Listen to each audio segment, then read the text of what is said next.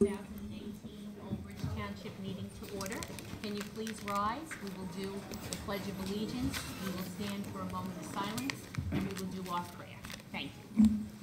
I pledge allegiance to the flag of the United States of America and to the republic for which it stands, one nation, under God, indivisible, with liberty and justice for all. As is always in this chamber, we take a moment of silence and we think of the people who are defending our freedoms, both here and abroad, for the first responders, and for those who gave the ultimate sacrifice. A moment of silence, please.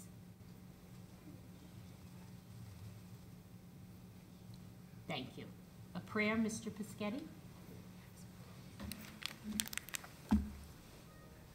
Dear Lord, bless thy servants in the ministry of public affairs who serve thee in this chamber.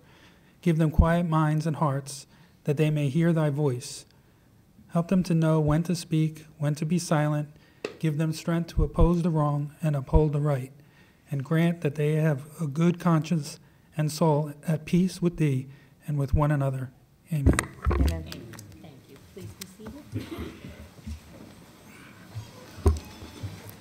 This meeting is being held in conformance with the Open Public Meetings Act. Notice has been given to the newspaper, and notice of the meeting has been posted in public places.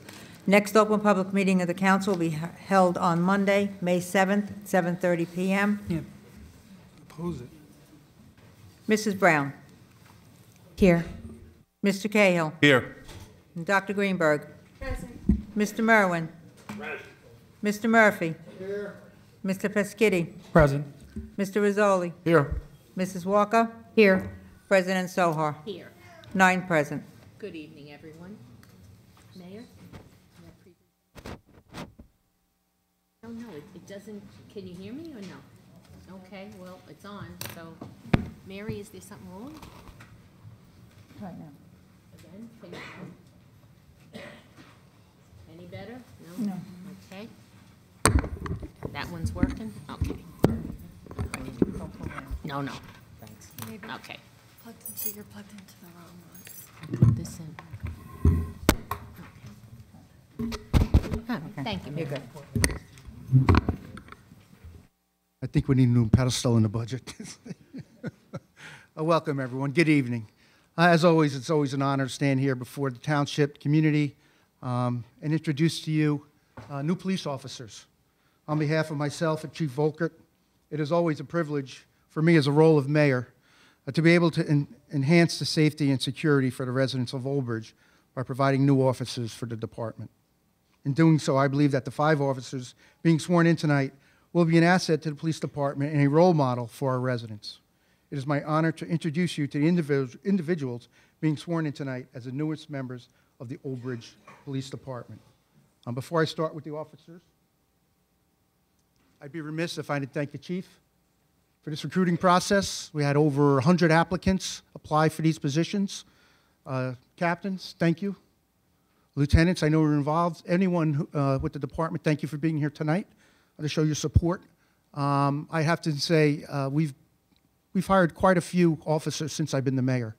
And I would have to say, not to embarrass anybody, but this was a very impressive recruiting class. We went the alternate route. This was not the traditional where you would take a test and go to the academy. These individuals put themselves through the police academy and have their police certifications. Some might need 1 or 2 weeks to get what they need to do, but we were very impressed with the caliber and the quality of people that applied and came here and wanted to work for Old Bridge. So we'll start off with William Duggan, badge number 255. Bill?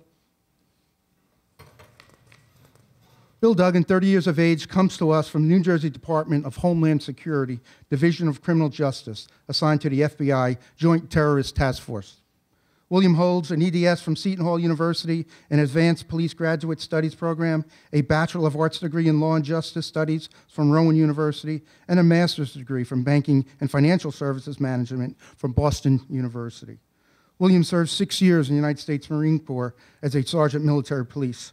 During his service, he received numerous awards and decorations. I am proud, very proud, to introduce to Old Bridge to you, William Duggan.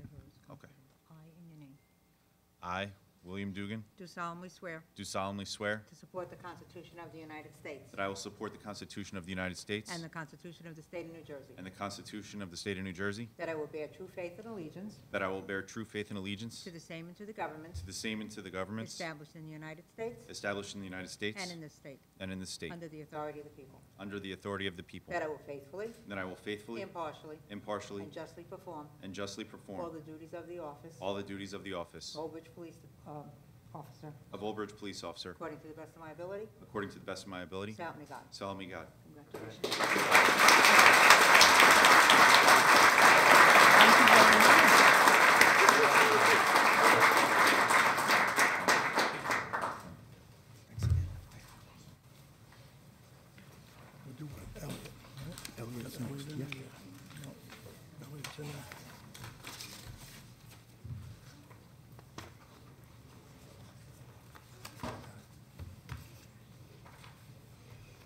Should have been him first.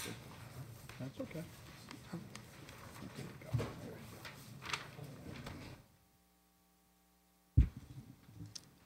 Elliot Perez. Elliot Perez is 24 years old, previously served Neptune Township as a police officer. Elliot holds a Bachelor of Arts degree in psychology from Stockton University, where he graduated magna cum laude. As a resident of Old Bridge, Elliot has committed to serving our community and is ready to begin his career in law enforcement as a police officer with the Township of Old Bridge. It is my pleasure to introduce you, Mr. Elliot Perez.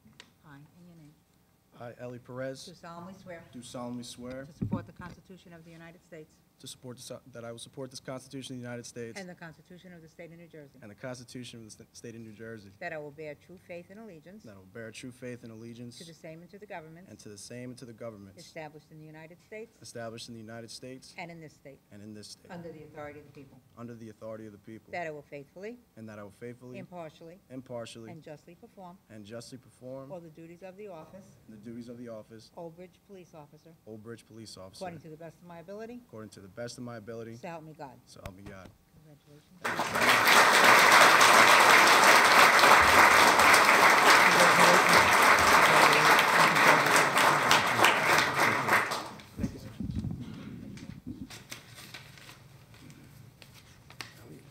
Melissa's next. Melissa. Melissa Wines is 28 years old, received her certification as a Class II Special Law Enforcement Officer from the Monmouth County Police Academy. In her capacity as a Special Class II officer, Melissa has been working with the Old Bridge Police Department. She has attended Middlesex County College, majoring in education. Melissa will continue to serve her community in her new law enforcement capacity as a police officer with the department.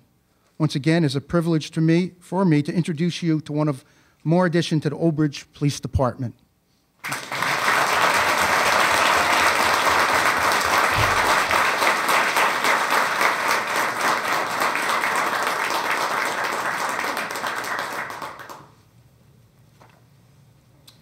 Stand on the Bible, raise the right.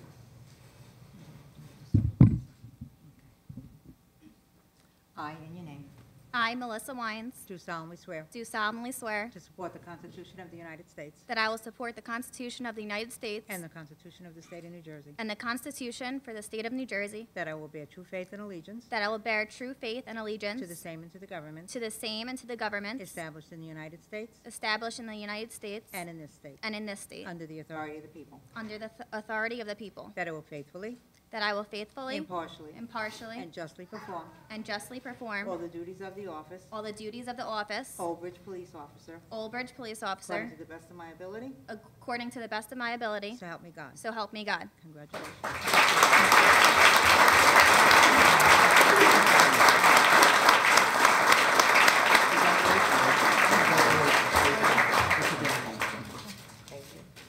you.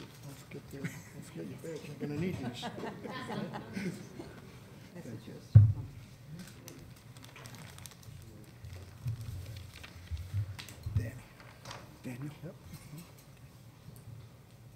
Next we have Daniel. Daniel Avella is age 28, attended the Ocean County Police Academy where he received his Class II Special Law Enforcement certification. Daniel has been serving with the Old Bridge Police Department in his role as a Class II Special Officer. Daniel attended Monmouth University where he received a bachelor's degree in criminal justice. Daniel is a welcome addition to the Old Bridge Police Department.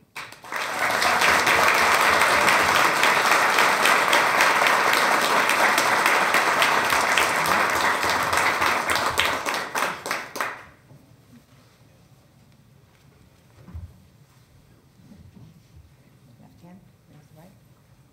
I, in your name, I, Daniel Abella, do solemnly swear do solemnly swear to support the Constitution of the United States that I will support the Constitution of the United States and the Constitution of the State of New Jersey, and the Constitution of the State of New Jersey, that I will bear true faith and allegiance that I will bear true faith and allegiance to the same and to the governments to the same and to the governments established in the United States established in the United States and in this state, and in this state, under the authority of the people, under the authority of the people, that I will faithfully, that I will faithfully, impartially, impartially, and justly perform and justly perform all the duties of the office, all the duties of the office, Old Bridge Police Department Officer, Old Bridge Police Officer, according to the best of my ability, according to the best of my ability, so help me God. so help me God.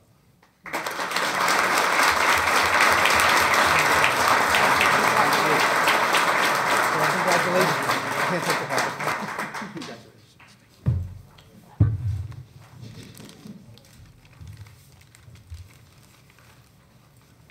Finally, tonight we have Natalia Kim. Natalia Kim, 25, comes to us from the Palisades Park Police Department. Natalia attended the Essex County College Public Safety Academy, where she obtained her certification as a Class II Special Law Enforcement Officer. She holds a bachelor's degree from Rutgers University, where she majored in criminal justice. I would also like to say Natalia is trilingual. So I welcome Natalia Kim to the Old Bridge Police Department.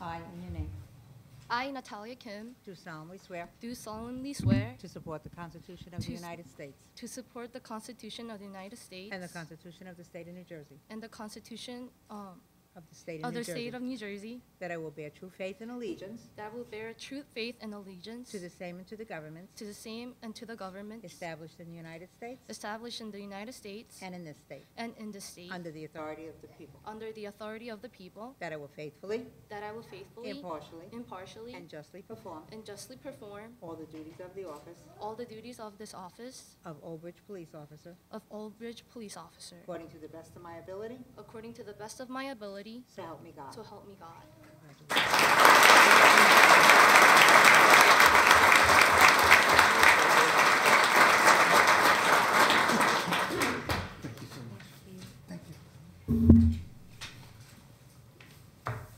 Chief, would you like to?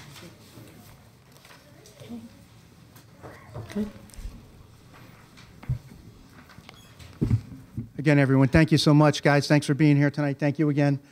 Council, thank you. These were hired under that ordinance that we passed a few years ago, allowing us to use the alternate route for more than two. As you can see the results, thank you. Thank you for that. So thank you, everyone.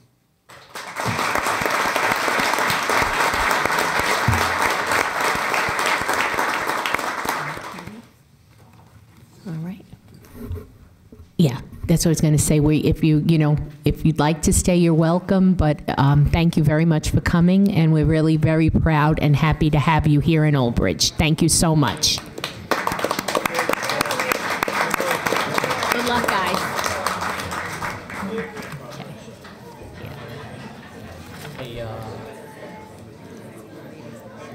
Yes. Normally, after we introduce an ordinance, it's just the next day refer to the The land developments, they went up, yeah, they went up to the planning board, yes. day. Yeah, usually one. On the same today would be the ratio. So we're gonna have to continue the public hearing on the second. Was that the one that went before the planning board, but they didn't vote on it? I thought that if they don't do something. 35 days. Oh, Technically, we introduced on the 19th of March. right. So if you referred it to the I believe they did, yeah, I believe it, yeah. But their meeting, what about their meeting? well, they have, right. Because they met and they tabled it or whatever. Right, they tabled it. It says if they don't, within 35 days. All right, well, couldn't they have come back to us or something? No, or- they should have. They should have, but they didn't. Because they have to give you the other butt, so what are we gonna do? Oh, I mean, I don't know, I'm just saying that I mean, All right, good, I just come off the ship. If I they're got some fifth pictures day and they of me haven't come back taken to in us. uniform. They had the opportunity. Yeah, I get, you get a copy, I want to give this. Because I know, isn't it if they don't come back to us, then we can go ahead with it? Yeah. Yeah, You can do it if they don't within 35 days. right, So we can okay, say, well, they had the opportunity. yeah.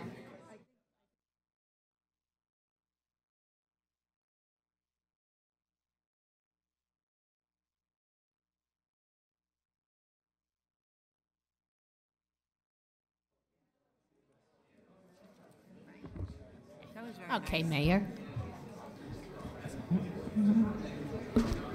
You probably shouldn't be pulling that out, Ah, you know, by yourself, you just. Yeah, you know. shouldn't, right. You want help? You want us to help you? Oh, good Lord, he needs Alpo. Okay, all right. We all.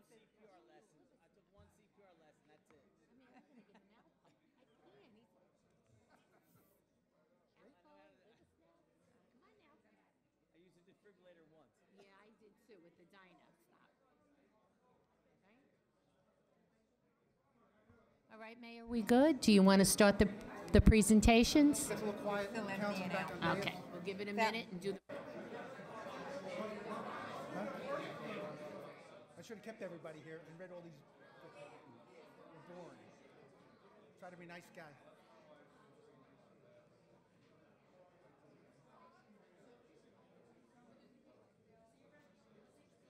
Excuse me, how you doing? I gotta go. Thanks for the warning.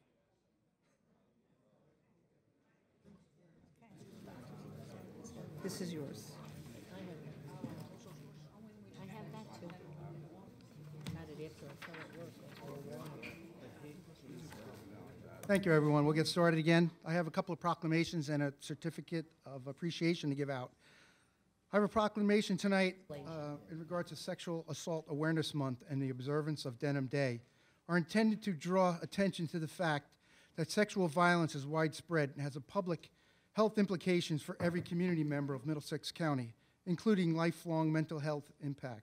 Prevention is possible, so we must work together to educate our community about what can be done to stop sexual violence while supporting survivors. Staff and volunteers of anti-violence, violence, and prevention programs in Middlesex County, including the Middlesex County Center for Empowerment and Sexual Violence Prevention Coalition, encourage every person to speak out when witnessing acts of violence, however small, and to challenge the social norms that continue to perpetuate a culture of violence. The New Jersey Sex Crime Officers Association and the Middlesex County Sex Crimes Liaison Officers, in conjunction with the Middlesex County Prosecutor's Office, are delighted to ensure the effective investigation and prosecution of sex crimes in our community through integrity, collaboration, and training. With the leadership, dedication, and encouragement, there is compelling evidence that we can be successful in reducing sexual violence here in Old Bridge Township through increased awareness, prevention education, and focus on increased gender equality, healthy relationships, bystander intervention, and holding perpetrators who commit acts of violence responsible for their actions. Throughout the month of April 2018, Old Bridge Township strongly supports the efforts of national, state, and local partners and every citizen to actively engage in public and private efforts, including conversations about what sexual violence is, how to prevent it, how to help survivors connect with services, and how every segment of our society can work together to better address sexual violence. Now, therefore, I, Owen Henry, Mayor of Old Bridge Township, County of Middlesex, State of New Jersey, do hereby proclaim 2018 April 18 as Sexual Awareness Month, and proclaim that we join anti-sexual violence advocates and support their service programs in the belief that all community members must be part of the solution to end sexual violence, and encourage the observation of Denim Day, which is this Wednesday, April 25th. Thank you.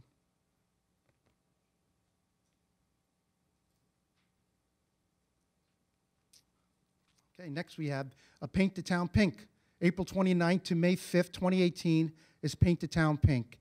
And Paint the Town Pink is an opportunity for all individuals to join together to heighten awareness and educate the community about breast cancer screening, detection, treatment, and survival.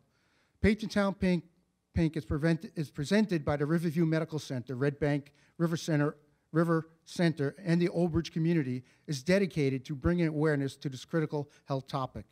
Paint the Town Pink encourages all women to have a regular mammography to aid the early detection of breast cancer detection.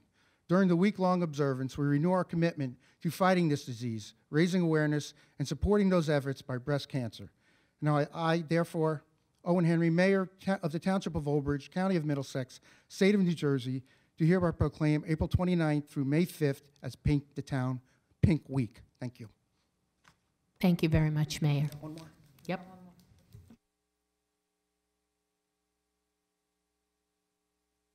Thank you, everyone. In the spirit of April being National Volunteer Month, I'd like to recognize a business that is not located in Old Bridge, but does employ volunteers here in Old Bridge. And the name of that business is Paramount Assets. Is someone here from the audience from Paramount? Please step forward.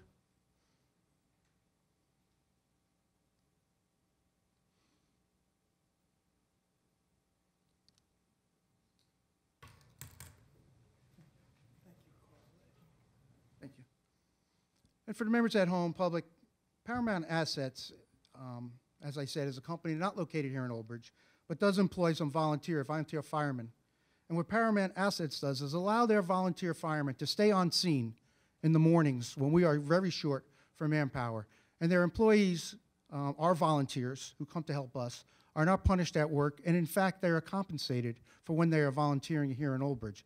So I think that says a lot about a business. We do it as a town. When our guys or women are working and they go to an emergency where they are, they're allowed to go, and you're really allowing volunteers to volunteer here in Old Bridge. So I think it's important that we recognize those type businesses that allow our volunteers to stay on scene and not have to worry about getting to work and supporting their families when they're out helping us. So I'd just like to say thank you to Paramount Assets for that great policy. It's a company policy, so thank you very much. Thank you.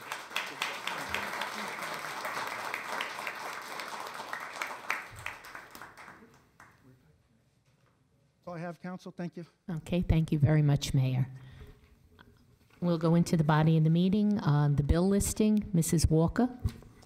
Yes, the bill is for April 23rd, 2018. Accounts payable, $5,495,437.68. Do I have a motion? Move it. Second. Roll call, please. Mrs. Brown? Yes. Mr. Cahill? Yes. Dr. Greenberg? Yes. Mr. Merwin? Yes. Mr. Murphy? Yes. Mr. Peschitti? Yes. Mr. Rizzoli? Yes. Mrs. Walker? Yes. President Sohar? Yes. 9 yes. Payroll, April 13th, 2018, $873,322.72. Do I have a motion? Move it. Second. Mrs. Brown? Yes. Mr. Cahill? Yes. Mrs. Greenberg? Yes. Mr. Merwin? Yes. Mr. Murphy? Yes. Mr. Peschitti? Yes. Mr. Rizzoli? Yes. Mrs. Walker? Yes. President Sohar? Yes. 9 yes. Payroll overtime, April 13th, 2018, $34,377.19. Mr. Shaw, do we have a breakout? Thank you, Council President. Yes. As Councilwoman Walker indicated, the total overtime is $34,377.19.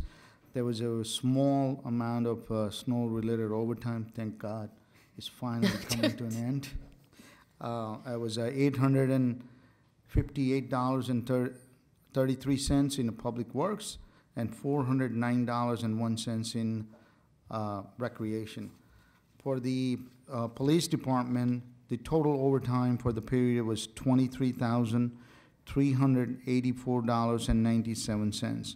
When you deduct from the grants, $1,956.25, and for the ETO of $5,091.13, the net overtime for police department sworn officers is $16,337.59, representing 366.25 men and women hours. And I just want to recognize that if you look at the last several months, several pay periods of overtime is starting to come down. Trending. This is the second month or third month. We had a $12,000 one time, $17,000 another, and this is $16,000. Thank you, Mr. Shaw. That's my report. Thank you very much. Do we have a motion for the overtime? Move it. Second. Ms. Peschitti Yep, and Ms. Dr. Greenberg. and Dr. Greenberg. Yes. Roll call, please. Mrs. Brown? Yes. Mr. Cahill? Yes. Dr. Greenberg? Yes. Mr. Merwin? Yes. Mr. Murphy? Yes. Mr. Peschitti? Yes. Mr. Rizzoli? Yes. Mrs. Walker? Yes. President Soha? Yes. 9 yes. And that concludes the bill list. Okay, thank you. Yes, sure. On the police department overtime, is that including outside employment? No, That's strictly overtime? that's strictly the overtime. Thank you. Okay, good, Mr. Murphy, good, Mr. Merwin? Oh, okay. Then that concludes the bill list. Thank you, Mrs. Walker. All right, public hearings and ordinances for second reading. H1, Release Reduction Performance Guarantee, JB Oldbridge Limited Partnership, application number 43-12Z, block 16002, LT 1.11. Good evening, Mrs. Shapiro. Thank you, Council President. This was an application in front of our zoning board. The applicant is asking for a release of their performance guarantee. Everybody might be familiar with the Acme located on Route 9 and Ferry Road. This is for actually the Mattress Firm building that was constructed, formerly the Sleepy's. The site improvements included striping, curb replacement, some pavement rehabilitation for the opening of that site building. The performance guarantee that was posted was $235,363.43, of which in bond form was $211,827.09, 10% in cash, $23,536.34. There were no previous reductions. The site improvements have been completed for some time now, and we do recommend release of the performance guarantee. If in Novus you see that I have a revised memo dated April 18, 2018, that memo was revised with the new statute laws that are currently in place that do not require a maintenance guarantee for the on-site private work. Instead, we're just asking that any outstanding escrow fees be paid by the applicant. Okay, thank you very much. I will open it to the public. Is there anyone in the public that would like to speak? Seeing no hands, I'll close the public portion. Now, council, anyone have any questions? No? Okay, seeing no hands, I would ask for a motion. Move it. Mr. Peschitti? Just made for the record, Madam President, to note that there's a representative for the applicant. Yes, there is. Yes, that's why we're moving forward. Absolutely. Okay. Second? So, second was Mr. Merwin. Mr. Merwin, was the second? Okay. Roll call? Mrs. Brown? Yes. Mr. Cahill? Yes. Dr. Greenberg? Yes. Mr. Merwin? Yes. Mr. Murphy? Yes. Mr. Peschitti? Yes. Mr. Rizzoli? Yes. Mrs. Walker? Yes. President Soha? Yes. 9 yes. Thank you very much. Thank you. Next is H2, Release Reduction Performance Guarantee, PAJAG LLC, Oldbridge Spine and Wellness Center, Block 10253, LT 3.13, and they're present. Good evening. Thank you, Council President. This application was actually for an office building located just off the intersection of Cottrell Road and Route 34. It's the Spine and Wellness Center, commonly known. They had expanded their site and now have a beautiful building and an associated parking lot, lighting, a beautiful monument sign. They had posted their performance guarantee in the amount of $528,874.80, of which in bond form was $475,987.32. Cash portion was $52,887.48. The engineering department for the township did have assistance. We did retain Remington and Vernick engineers to assist us with the inspection. Next to me is George Allen, our inspector, and he was actually working under the direction of Jeff Friderchek, who's in our audience and is a licensed professional engineer. They found that the site and the bonded improvements have been completed to our satisfaction, and they are recommending release of the guarantee, subject to any outstanding escrow fee being posted. There is, on this one, no off-site improvements, so there will be no maintenance bond. Okay, thank you very much. To the public, it's open to the public. Anyone like to speak about this? Seeing no hands, I'll close the public. Would the council have any comments or questions? Madam Chairperson, Yes, Mr. Merwin? I recall when I was a code enforcement officer having some problems with the drainage to the residents down on Cottrell Road. Has that all been addressed? And Everything on this site is contained on site, and it's actually treated so the 2 10 and 100-year storms are actually reduced. The flows from those storms are actually reduced by 50, 75, and 80%. Okay. Thank you. You're welcome. Anyone else questions? Okay, seeing no hands, I will ask for a motion. Move it. Second. Dr. Greenberg and Mr. Mr. Piscatty. And roll call? Mrs. Brown? Yes. Mr. Cahill? Yes. Dr. Greenberg? Yes. Mr. Merwin? yes, Mr. Murphy? Yes. Mr. Piscatty? Mr. Rizzoli? Yes. Mrs. Walker? Yes. President Soha? Yes. 9 yes. Thank you very much. Thank you. Next is H3, Release Reduction Performance Guarantee, Brunetti Glenwood Muse, LLC, AKA Toby Gardens, Block 9000, lots 21 and 23. And someone is here this evening, correct? Okay. I am. Okay. Council President, this application was in front of our planning board actually many years ago and has recently been completed. It's a 38-unit multifamily complex that's located off of Ellers Lane. The driveway is actually off of Ellers Lane, which is off of Route 9 southbound, which gains access to the site. There was a performance guarantee reduction in the past, so the remainder on-site performance guarantee of $293,529.24, of which in the form of bonds is $264,176.32. The cash portion of the on-site is $29,352.92.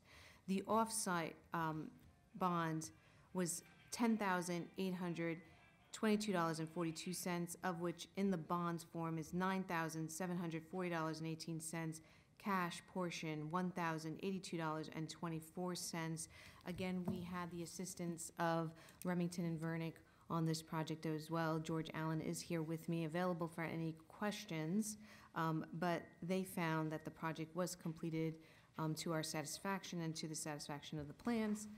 We just recommend that the inspection fees be paid and the escrow fees outstanding. And then in this case, because there was an off-site bonded improvements, it would be a 2-year maintenance guarantee, which represents 15% of the original off-site improvement of $3,689.46 to be posted before the resolution is released. Thank you very much, Mrs. Shapiro. I'll open it to the public. Is there anyone in the public that would like to speak on this? Seeing no hands, close the public portion. I'll now go to council. Does anyone have any questions? Okay, seeing no hands, I would like to, someone make a motion, please? Mr. Merwin? Yeah. Second. Dr. Green. Roll call, please. Mrs. Brown? Yes. Mr. Cahill? Yes. And Dr. Greenberg? Mr. Merwin? Yes. Mr. Murphy? Yes. Mr. Peschitti? Yes. Mr. Rizzoli? Yes. Mrs. Walker? Yes. President Soha? Yes. 9 yes. Thank you very much. Thank you, Mrs. Shapiro. Okay. All right. Next is ordinances for second reading. Ordinance number 1, ordinance 2018-06, amending and adopting zoning map in accordance with Chapter 250 of the Code, specifically Chapter 250-35, entitled Zoning Map. I will open it to the public. Anyone have any questions? Seeing no hands, close it to the public. Council have questions? Comments, anyone? Seeing no hands, roll call, please. Motion? This is a motion. Yep, I need a motion. Did you close the public? Yes, I did. I closed the public. I asked the council for comments. All right, so you're going to do a motion to adopt the ordinance? Yep. Do we have a motion to adopt? I'll make a motion. Okay. Second. Who made the motion? Mr. Murphy and Mr. Rizzoli. Murphy and Okay, roll call, please. Mrs. Brown? Yes. Mr. Cahill? Yes. And Dr. Greenberg? Mr. Merwin? Yes. Mr. Murphy? Yes. Mr. Peschitti? Yes. Mr. Rizzoli? Yes. Mrs. Walker? Yes. President Soha? Yes. 9 yes. Next is ordinance number 2, ordinance number 2018-09, ordinance amending code of the Township of Old Bridge, number 250-42 of the Land Development Code, entitled Prohibited Use. I'd like to open it to the public. Seeing no hands, I'll close the public portion. And now, council, anyone? Questions, comments? Yes. Mr. Peschitti? Thank you.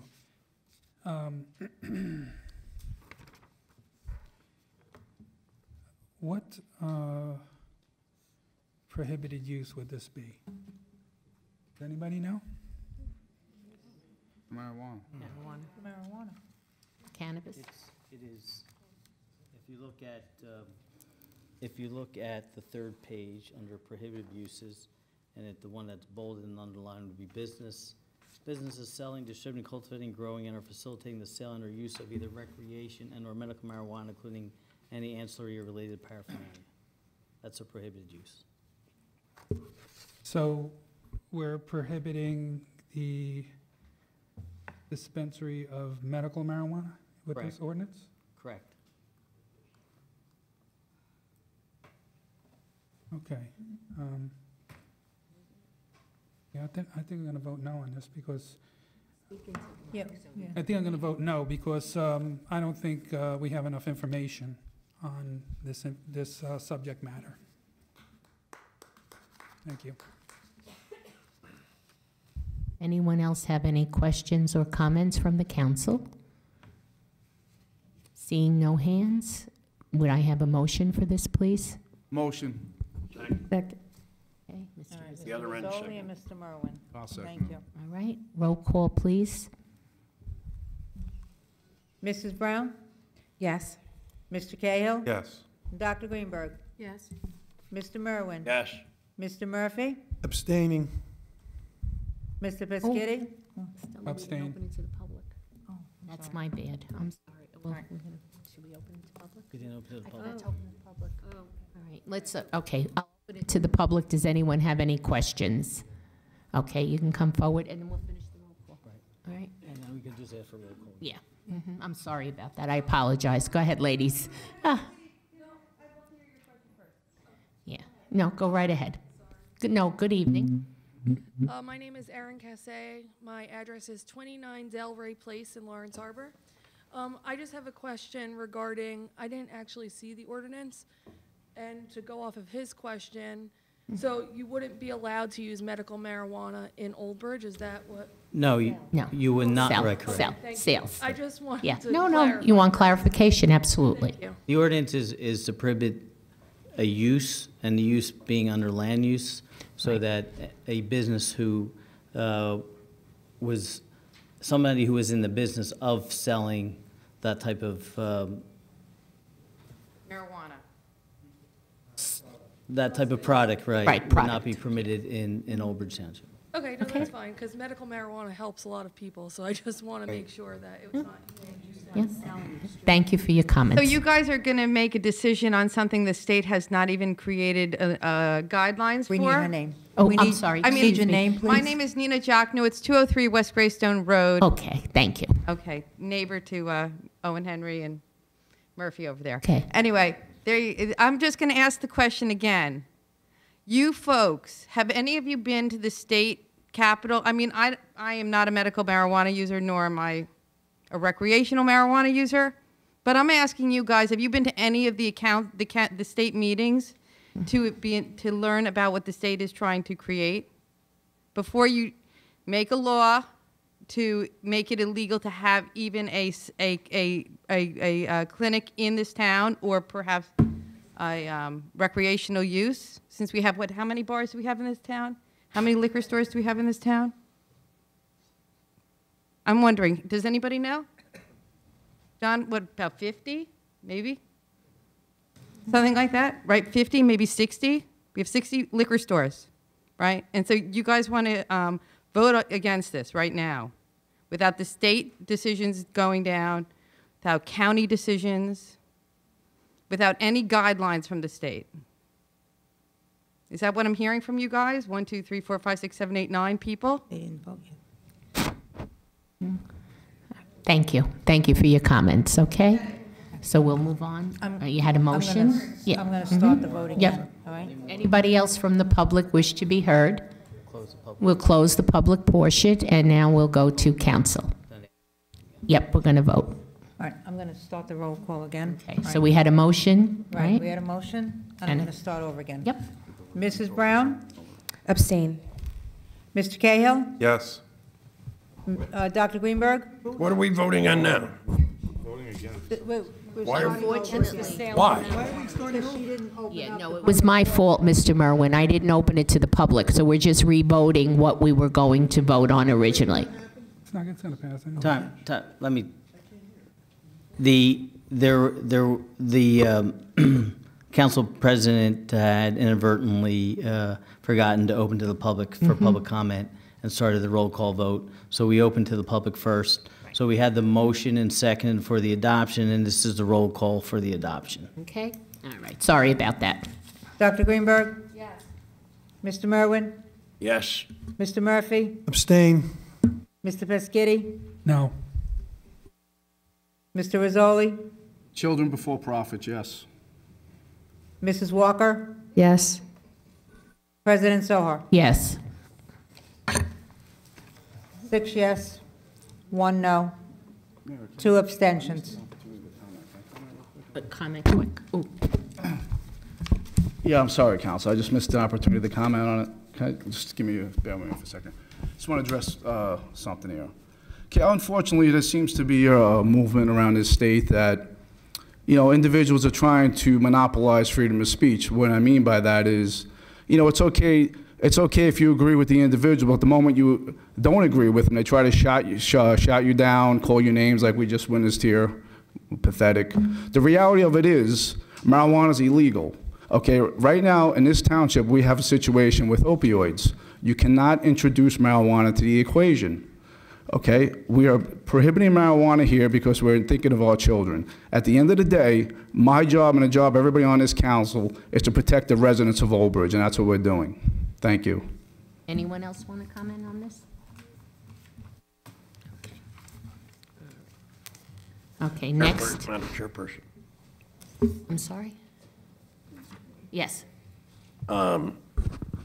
This does not prevent us from, in the future, allowing medical marijuana dispensaries. What this does is protect us when the state does maybe approve this, and that's a big maybe, that we get out in front of it and we decide where these things are going. Nobody else. We've protected the residents of Old Bridge Township. That's what we did by passing this ordinance. right? So we need, yeah, really, really. All right, no, there's no cross conversation. You know, No. we have, you know, that's our obligation, is to protect the residents of Old Bridge Township and the children of Old Bridge Township, and that's what we did. And if we need to readdress it, we will. And until such time as the state decides what they're doing, this will be banned in Old Bridge. Okay. Thank you. Anyone else? Mrs. Walker? First, it is banned federally from smoking it. I'm okay with medical marijuana use. I just don't agree with dispensaries. I feel it should be distributed through pharmacies. A prescription written, they can get it through a pharmacy. I just don't believe in the dispensaries. I think it's just a big money-making scheme. Yep. But we are here to protect our residents. Go look at the articles from the Denver Post, and you will see the increase in accidents since they've legalized marijuana there. Anybody home can Google the Denver Post and see. No, there's no cross you can get up in the public portion at the end. Okay, anyone else? Quick. And regarding training, DEA, hire at John Jay School of Law, which stands for High Trafficking, Drug Trafficking Area, and also within the Jersey City training. So I have plenty of training on this matter. And I consulted with members of the council, which I'm very proud we worked together to create this ordinance. Thank you. Okay. Thank you all. I'd like to say thank you to the council members who have worked very diligently to try and do this the right way. So I think it is the right way to go for tonight. I think we should protect our town, and I'm very pleased. Thank you. Okay. Next is preliminary public comments to council, subject to the following conditions and restrictions. This is something new. During the preliminary public portion of the meeting, any person may address the Township Council on any subject matter for a maximum period of 5 minutes. Such persons on any topic. Such persons desiring to speak during the preliminary public portion shall first sign a list maintained by the Township Clerk for such purpose. Comments during the public portion of the meeting shall not encompass second reading ordinances or any other matter for which comment or a public hearing is to occur at the meeting. Brian Mandola.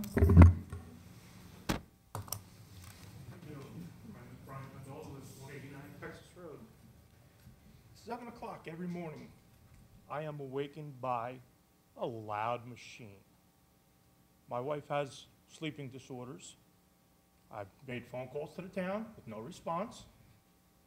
Right or wrong, Owen? I believe they did respond, Brian. They did not. I was told they did. They did not. My phone works 24/7, as you know. Anyway, I would invite all of you to come at 7 o'clock tomorrow morning and enjoy breakfast with us and listen to what is out there. All you hear is a big, loud machine. I understand 7 o'clock, they can start this machine. They ought to have exhaust on it. Very simple. They don't have that. We also have a few comments on they're putting a retention pond behind it. Who is going to maintain this? Any answers?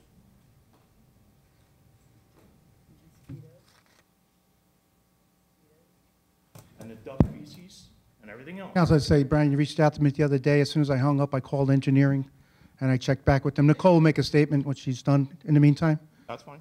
I would rather talk to her in private, that's not a problem. Mr. Mandola, yes, you are correct. You did talk to the mayor. Actually, I'm going to correct the mayor. He was up in my office when you had contacted him, and he had asked that I reach out to the developer and make sure they do the right thing. Within probably the hour, I had the contractors on the phone. I made sure that they were aware that we do have a noise ordinance in town, that you should be afforded the luxury of having your cup of coffee in the morning without hearing any grinders. They assured me that they would relocate them. I contacted them again today. They have relocated them. There are mufflers on the machine. Tomorrow morning? They are permitted to work at 7 a.m. I asked that they relocate the grinders away from your property. Okay. I said that they are not permitted to grind until after 10 a.m. They have agreed. Anything that I've asked those contractors to do, they have agreed with me. If you're saying that there's something different that's going on than what I've just expressed to you, I'm more than happy to go out there and see. But the stipulation, they are permitted by ordinance to work at 7 a.m. They are not permitted to grind the stumps until after 10 a.m. They were requested to relocate their grinder away from your property. They have a machine that's orange and white. It's huge. You have to come out and listen to it, because when you see it, all the residents of Texas Road, you could stand in Wawa and hear this thing, and you wouldn't be able to turn around and have your coffee in peace. It's that loud. I've been around race cars my whole life. I don't complain about noise. This is ridiculous. Okay? As for the retention pond, there is a biobasin that's going in the vicinity of the rear of your property. There'll be an infiltration basin. The developer is responsible to maintain that basin. Are you aware of this letter? This is a letter that the developer has to issue as part of DEP requirements. Part of the requirements for DEP is when you submit a application for freshwater wetlands, stream encroachment, which is now called flood hazard area, or any stormwater regulation that goes on your site, anybody within 200 feet of the boundary of your property must be notified of that application. They can certainly view that application and any features in the clerk's office, of the county, of the township, and also they can go to DEP and view that application. That application, from my recollection, is a freshwater wetlands, flood hazard area permit, as well as a stormwater management. Part of their stormwater management is a detention basin on site. It's actually, from what I recall, a biobasin or a wet basin with filtration, which means that there will be a fountain in there to make sure that there's ripples in the water to eliminate any mosquito breeding. And then there would be a recreational path around that water feature.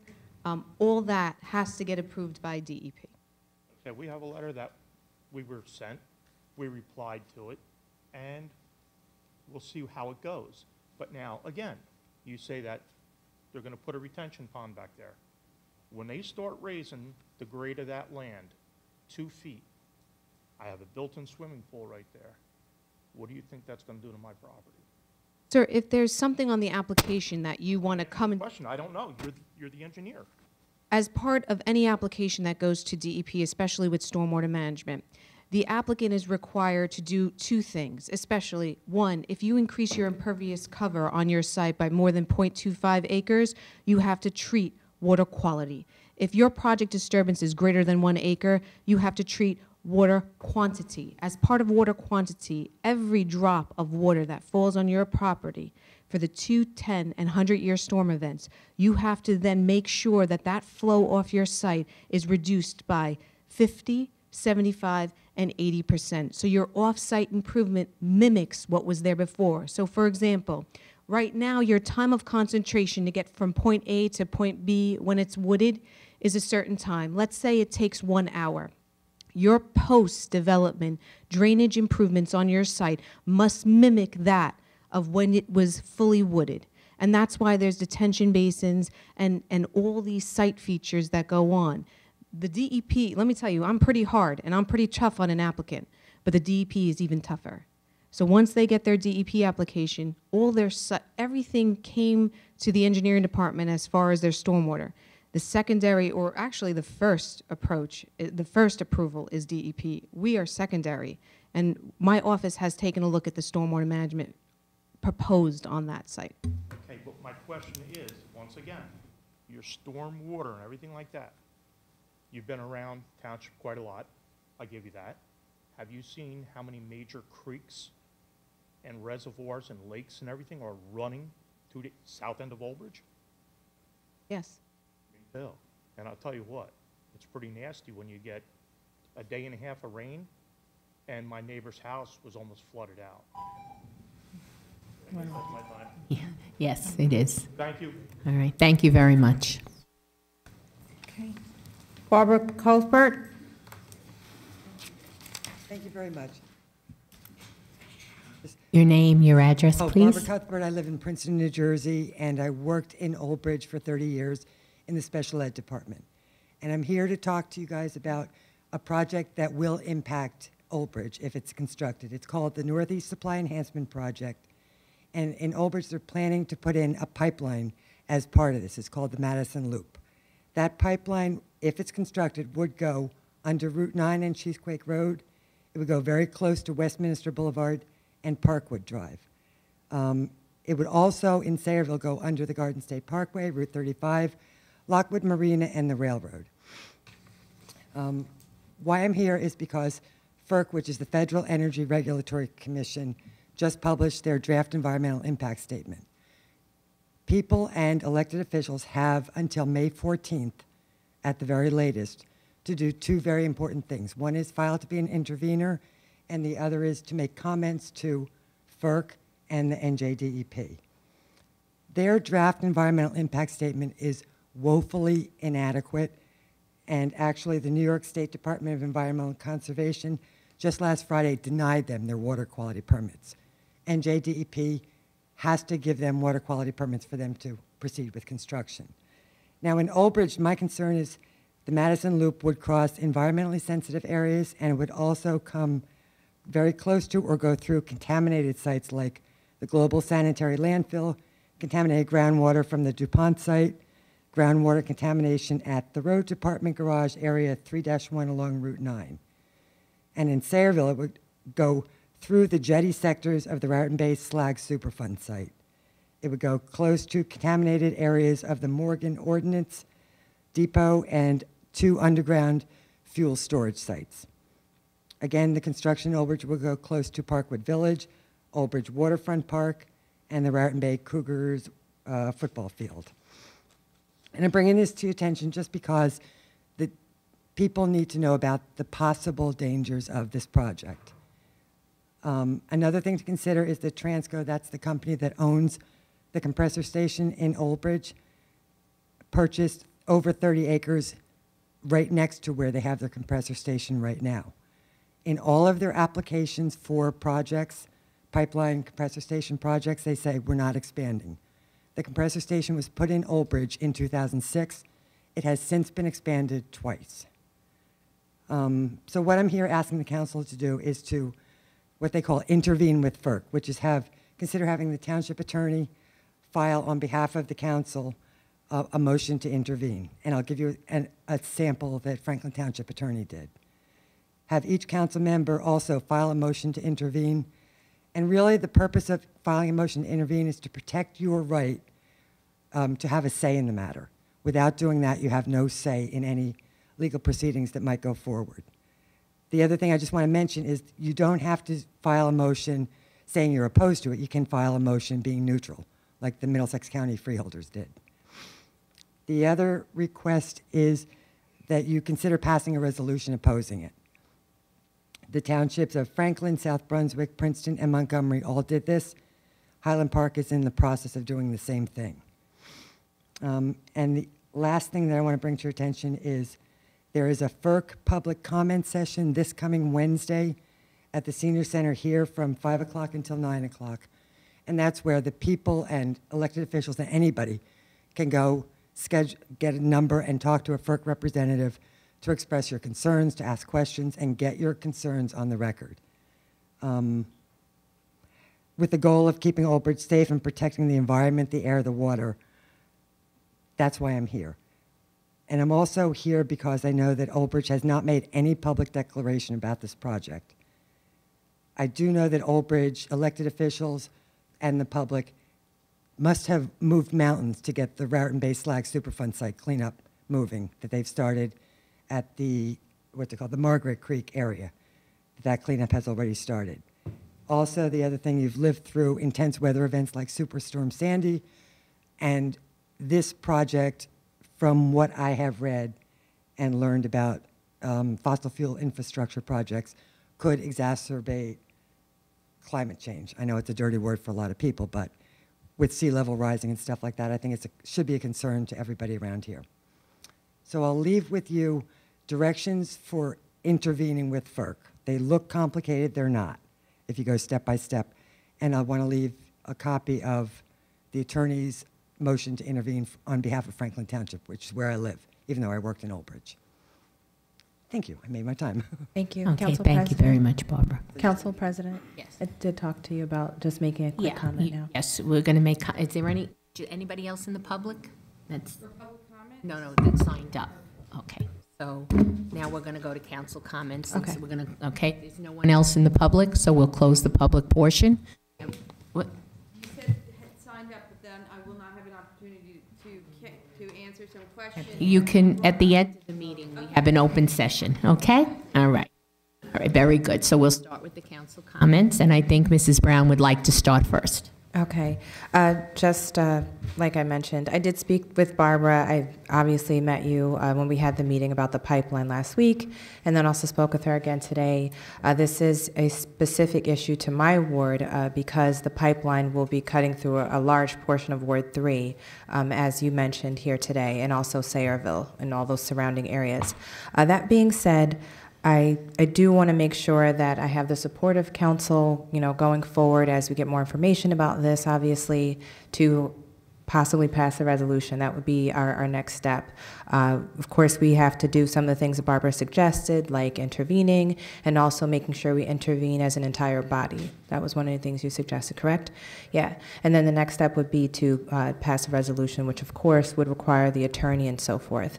But the other thing I want to mention is that a lot of times when we have issues that pertain to Old Bridge, marijuana, other things like that, we get a lot of people that come here from other towns that the issue is concerning them, but we need to also get more people here in Old Bridge to come to meetings if this is their concern. I'm saying this now because this is televised, and I'm hoping that if you are in Ward 3 and you're watching, or you know someone in Ward 3, please let them know that because this is our issue, especially in Ward 3, come out to the meetings and have a comment. That's all I'd like to say. Thank you. Anyone else on this side for comments? Mr. Rizzoli? Thank you. I just want to commend Councilwoman Brown for bringing this to our attention and really working hard on it and due diligence. In reference to that, I recently held a ward meeting. I want to thank my colleagues for showing up, and we actually discussed in detail about the marijuana ordinance. I appreciate them coming. Everybody was heard on this issue who came, and I just want to thank them for that. Thank you. Okay, thank you. Anyone else on this side? Yes, Councilwoman Sohar, I take exception to your comment at the end of that thing, at the end of the marijuana issue. You said that you're glad everybody voted my way or the right way because we're helping the children and the parents and stuff. I don't believe that was a good comment to make, because I've abstained mainly because of the medical marijuana. That I feel should be the first thing up. And so are you basically saying you're glad you voted for it, but you're glad you also didn't vote for medical marijuana? Because that helps a lot of things. I just didn't like the way you said you were happy that you voted your way. Yeah. And one more thing, I'm not done. No, finish, Mr. Murphy. What Nina brought up was right. We really voted on nothing. Right now, we actually basically voted on nothing, but there's something to come. And Mrs. Walker, she voted yes, but then came back and said she's for medical marijuana, which I'm glad to hear, but she'd like to see the dispensatories in pharmacies, which I'm sure they're either going to be there or in the hospital, and we can be sure to see that. But the medical marijuana, you can't just say, you're happy we voted your way. I take an exception to that. All right, well, that's your opinion, and that's what council comments are for. So if you feel that way, you are entitled to feel the way you do. What I said was, I am glad that we made a statement. Now, like several other council members said, there could be a time where we could come back, relook, and make changes. But the basic thought was to protect the town and protect the children, and that's how I felt. It wasn't about the medical marijuana. There are ways to dispense medical marijuana. This was something I think was different. It was for certain specific reasons that I voted for it, and I was glad that we had the support and everybody worked pretty much together. Your comments are well taken, but I still think I feel, the way I feel is my opinion. Madam Chairperson. Yes. Okay. To the administration, I requested an investigation or report on the residential parking in Shoreland and Bayview area. We got anything on that? Not as of yet. I did forward your request to the police department, and as soon as I get the report from police, I'll forward it to council. Okay, and I had the Disbrow Road, the weight concerns. Yes, that also was forwarded to the police department. Okay. Mayor, I don't know where to go with this. I had talked to the engineer and Matt. We have a lake down in Cliffwood Beach that could be a jewel, a really recreational jewel in our town, and it sits there stagnant. I was wondering if maybe we could get somebody to go out there, check on that. I think it's a great location for a passive recreational area with a walkway around it, and maybe something to move the water around. And I was even thinking, you know, like the Matawan Borough has the paddle boats on the lake there, that it could be something that we could, you know, come up with down there. If you could have somebody check into that and get back to us, I appreciate it. Everybody's taking notes, Mr. Merwin. We'll look into it. Okay, anyone else on this side of the dais? Hands this side, please. Mrs. Greenberg? I would just like to comment, and I don't like going back and forth, but I just want to make clarification. I didn't even make a comment tonight about the marijuana. I just voted for it. Yeah, you did say my name. Well, you did say my name, so I just wanted to clarify that. I think my position was very clear at other meetings.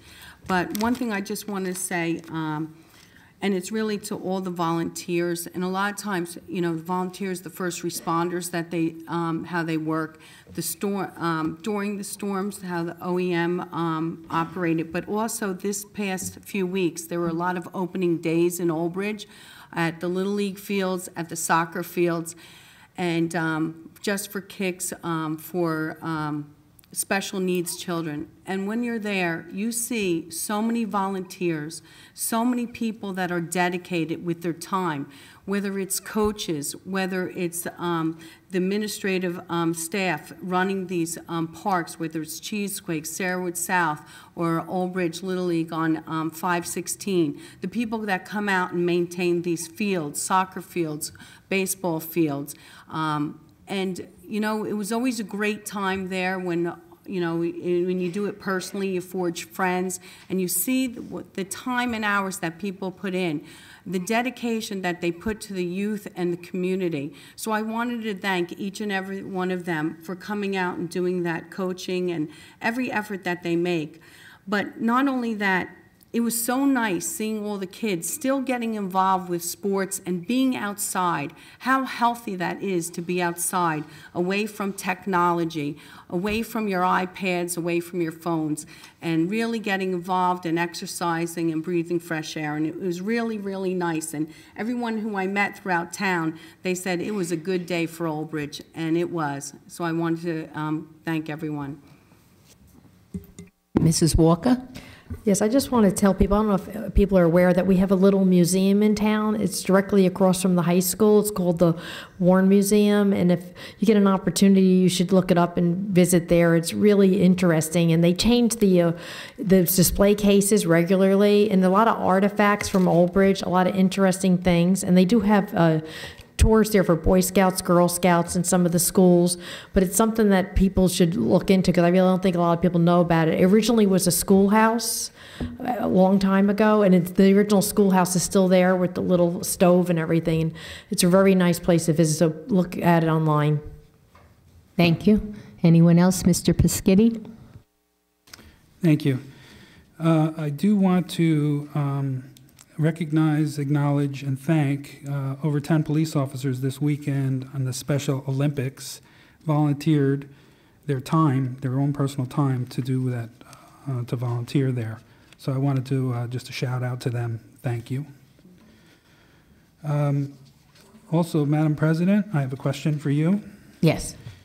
When did the final of the agenda for this council meeting get done? The final, Stella?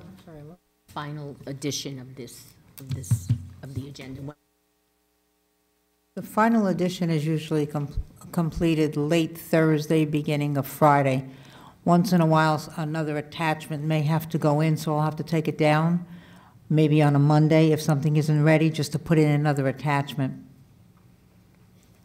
Okay, the reason why I ask is because the agenda that I got on Friday off the website is not the same agenda that I'm looking at here.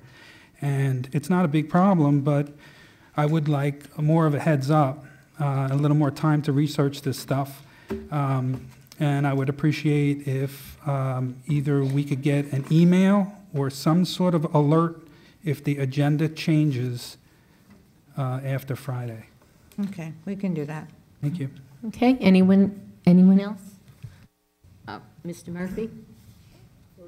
First, I want to echo Anita's comment. I was at those Little League opening days. It was so good to see the kids not with iPods and games and texting each other. It was a beautiful day, and they were just out there having a good time like the old days. It was a great experience with all the volunteers and everything. I just want to thank you for bringing that up. And one other thing, Mr. Hamachu, I know I've talked about not reading your report at the meetings, but if you insist on reading them, could you put things in like that we could go visit? Like, I didn't know Alex was going to play in the violin. I didn't know the Special Olympics was going to be held over in Old Bridge. Put things important like that we could go to. Okay, if you're going to continue doing it. Certainly, we'll try to add whatever the information that comes forward to us. And we want to inform the citizen and the council member, so we'll take that in consideration. Okay. One more thing. I think this might be for the clerk. Who sets up the agenda? Who puts the agenda out to us? I do. Okay, I had a little problem this weekend. I waited Friday.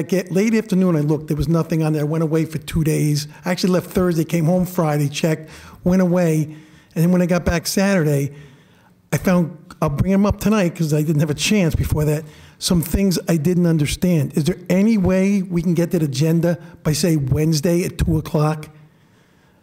If not, I remember the old days when I used to go to the meetings, we had 4 meetings a month. Do we have to go back to agenda, regular? I mean... It would be very difficult to get everything in by Wednesday. Why? Because the department heads meet. We meet Wednesday morning, and that's when they're giving us all their stuff. You couldn't meet Tuesday morning or something?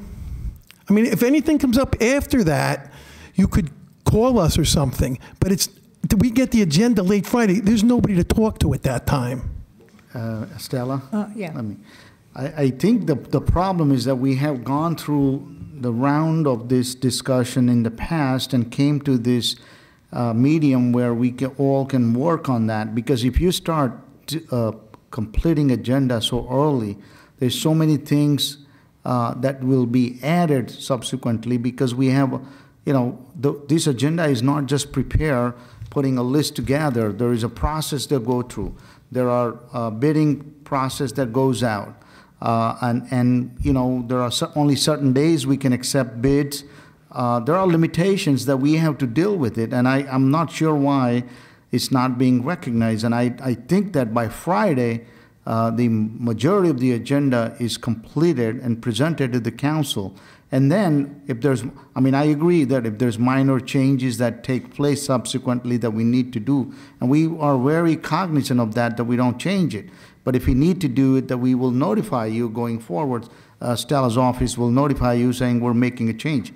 I think sometimes, for example, we did not have the certificate of appreciation was missed on the agenda. It happens. Right. And so that was added today.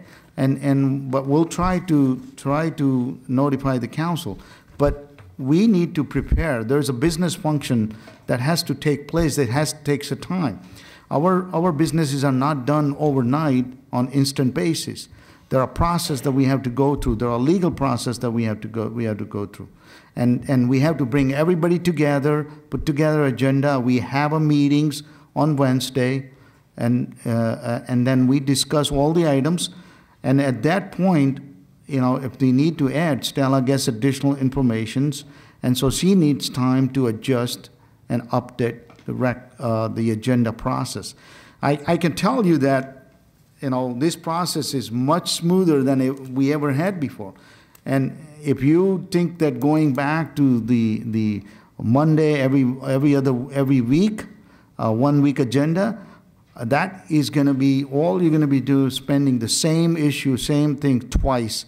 And that was being done for a long time, and then realized that we're just, spending too much time.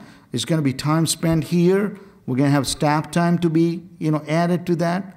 So I think that, I recommend council to stay with this process. It was well thought out after a lot of give and take by all the council members and the administration and the department. So, I do not recommend council to make changes in the process, and we have to work together on the preparation process as well as, providing information. I have not shied away from responding to anybody call me at any given time. I have done that, and I think council member can attest to that they call me and they get all the information they need, or I'll get those information in timely fashion. Okay. I think the administration has heard the concerns of the council members and will take it into consideration. I still have the floor. How about if you could do it by Thursday? You weren't recognized. We're speaking to each other. I still have the floor. How about if you get it by Thursday? And if it's little, you can put it on the next agenda. If it's an emergency, call us. I don't want to be calling you or people on the weekends. I just don't do that. There's no way you can get that to us by Thursday. Friday, you give us no time to go to the office to talk to you, but Monday. I think you have Friday, Saturday, Sunday, and Monday. We don't have Friday. It comes out late Friday. Still have Friday, you have Saturday and Sunday, and you can call me Monday I'm here. All day, Monday. Okay. Hi. Okay, Mr. Piscetti, and then Mrs. Walker. Yeah, we've had this discussion before, and the agenda was on the website on Friday, and I called you. You answer the phone as soon as I call you, or you get right back to me. I don't have an issue, and I appreciate it, and thank you very much for making yourself available to explain the things to me. My issue when I brought up the agenda was if the agenda, like you said, something was added today, it's just an email to us to alert us to go back to the website and grab another one, or send it in the email. Send the new agenda in an email. And we agree to that, and Stella is going to take that in. I can certainly let you know if there's a change on something. As Mr. Shah said before, a lot of times when we're not allowed to open bids on Mondays now, so another day is taken away. If there's a holiday, another day is taken away. So, but we can give you a call and give you a heads up. Sometimes if we add something, an attachment or something, we can email it to you if that works. Thank you. And I just want to go on record as saying it is working very well. The whole process is good. I get all my answers. It's really good. Thank you very much. Okay, Mrs. Walker? Yes, I've attended many staff meetings. There's very little change between the agenda at the staff meeting and the final agenda. Sometimes there's emergency things or they have to add things, but I always review the agenda over the weekend, or you could review it on Monday, but Mr. Shaw and the staff, they're always there for you. They answer your questions right away, and I don't see any issues with it. For council comments? Dave. Oh, yeah, then I gave everybody a bite at the apple. I just want to, we may have a simple thing, if they put it out as soon as they make it, and there's any changes, they just like italicize it or something, or put an asterisk on it, and everybody knows that's the new thing. I mean, instead of beating the horse dead here. We have no problem alerting the council. We agree with that. Yeah. Okay, all right, I think the administration understands. I have to say, I think it works well as, from this standpoint as the council president. And again, if I have any questions, anyone does. They're very accessible, very available. My last comment is also about the Special Olympics. I just want to thank Karen Lewicki. My hat's off to you. She is amazing. And all the coaches, all the staff, everyone, the volunteers that went into that project. It's amazing. You just see the smiles on everyone's faces, and it was just such a wonderful weekend. There were litter patrols for Earth Day. This town is full of great volunteers. Next is the report of the Township Clerk.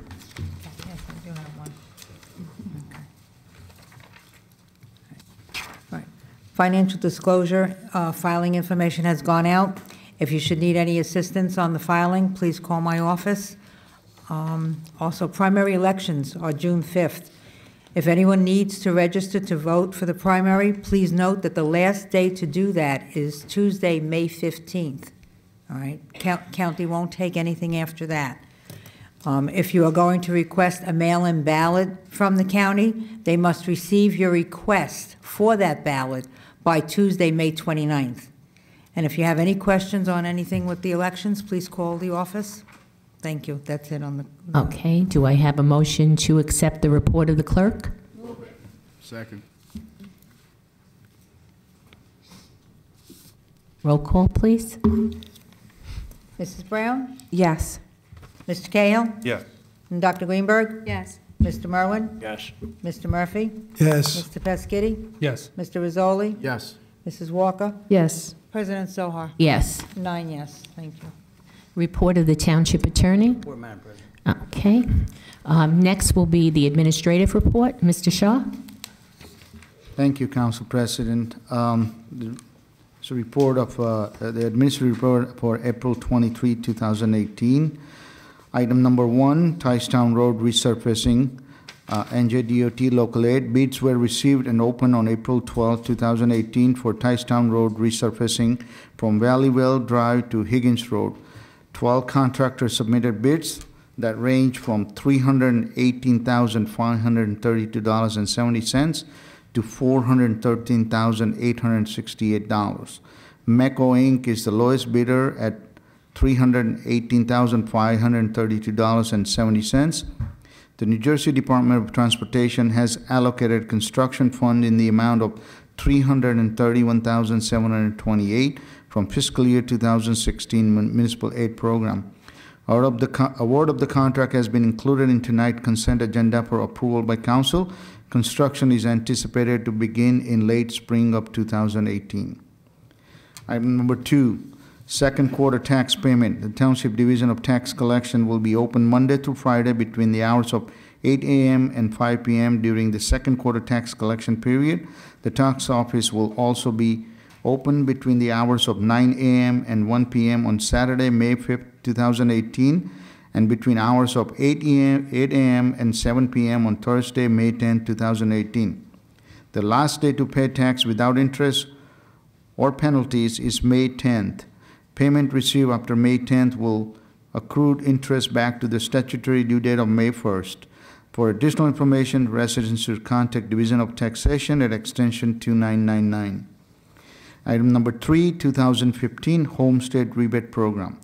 The 2015 Homestead Rebate was applied to the second quarter tax payment due in May of 2018. Revised tax bills for qualified homeowners were mailed out during the first week in April. For additional information, residents should contact New Jersey Division of Taxation at 888-238-1233 or the Office of Tax Collector at extension 2999. Item number 4, Paint the Town Pink. In a campaign presented by Riverview Medical Center, Red Bank River Center, and Township of Old Bridge, the township will decorate the town pink with the ribbons and banners in observation of the Paint the Town Pink on April 29 through May 5th. The campaign is dedicated to bringing awareness and educating the community about breast cancer screening, detection, treatment, and survival. Item number 5, 2018 Spring Leaf Collection. The Department of Public Works begin the first round of leaf collection on April 9. The second round will begin on the week of April 30th in all wards. Leaves should be placed at the curb in paper bags by Sunday, April 29 for round 2 collection. For additional information, residents should contact the Department of Public Works at extension 6140 or email publicworks@oldbridge.com. Item number 6, Mayor Henry's Clean Team. On May 5, 2018, Mayor Henry and volunteer from Sherwood Bible Church, Old Bridge Lighting, 12U, Old Bridge Soccer League Team, Impact, Greater Than Basketball League, and Old Bridge Soccer League Team Explosion will clean up various roadways throughout the town. The location of the cleanup will be determined closer to the date based on the road conditions. Local groups and organizations can contact Clean Community Coordinator at extension 6107 or email recycling@oldbridge.com for further information. Item number 7, Camp Robin Summer Camp. Registration is slated to begin online on Tuesday, May 1st at 6 p.m. for residents of Old Bridge. The program will run through July 2 through August 10. For additional information, residents should contact the Department of Parks and Recreation at extension 4999 or visit Township website at oldbridge.com. Item number 8, half-day summer camp registration. Registration is slated to begin online on Tuesday, May 8 at 6 p.m. for residents of Old Bridge. The program will run from July 2 through August 3. For additional information, residents should contact Department of Parks and Recreation at extension 499 or visit Township website. Item number 9, 2018 Summer Recreation Program Brochure. The 2018 Summer Recreation Program Brochure is now available and includes another exciting lineup of classes, programs, and events for residents of all ages. Online registration begins on May 8, 2018 at 6 p.m. For additional information, residents should contact the Department of Parks and Recreation at extension 4999 or visit the Township website. Item number 10, Library Building celebrates 25th anniversary. In celebration of 25th anniversary of the building opening, the library will be hosting special children's and adult events May 19th through May 25th.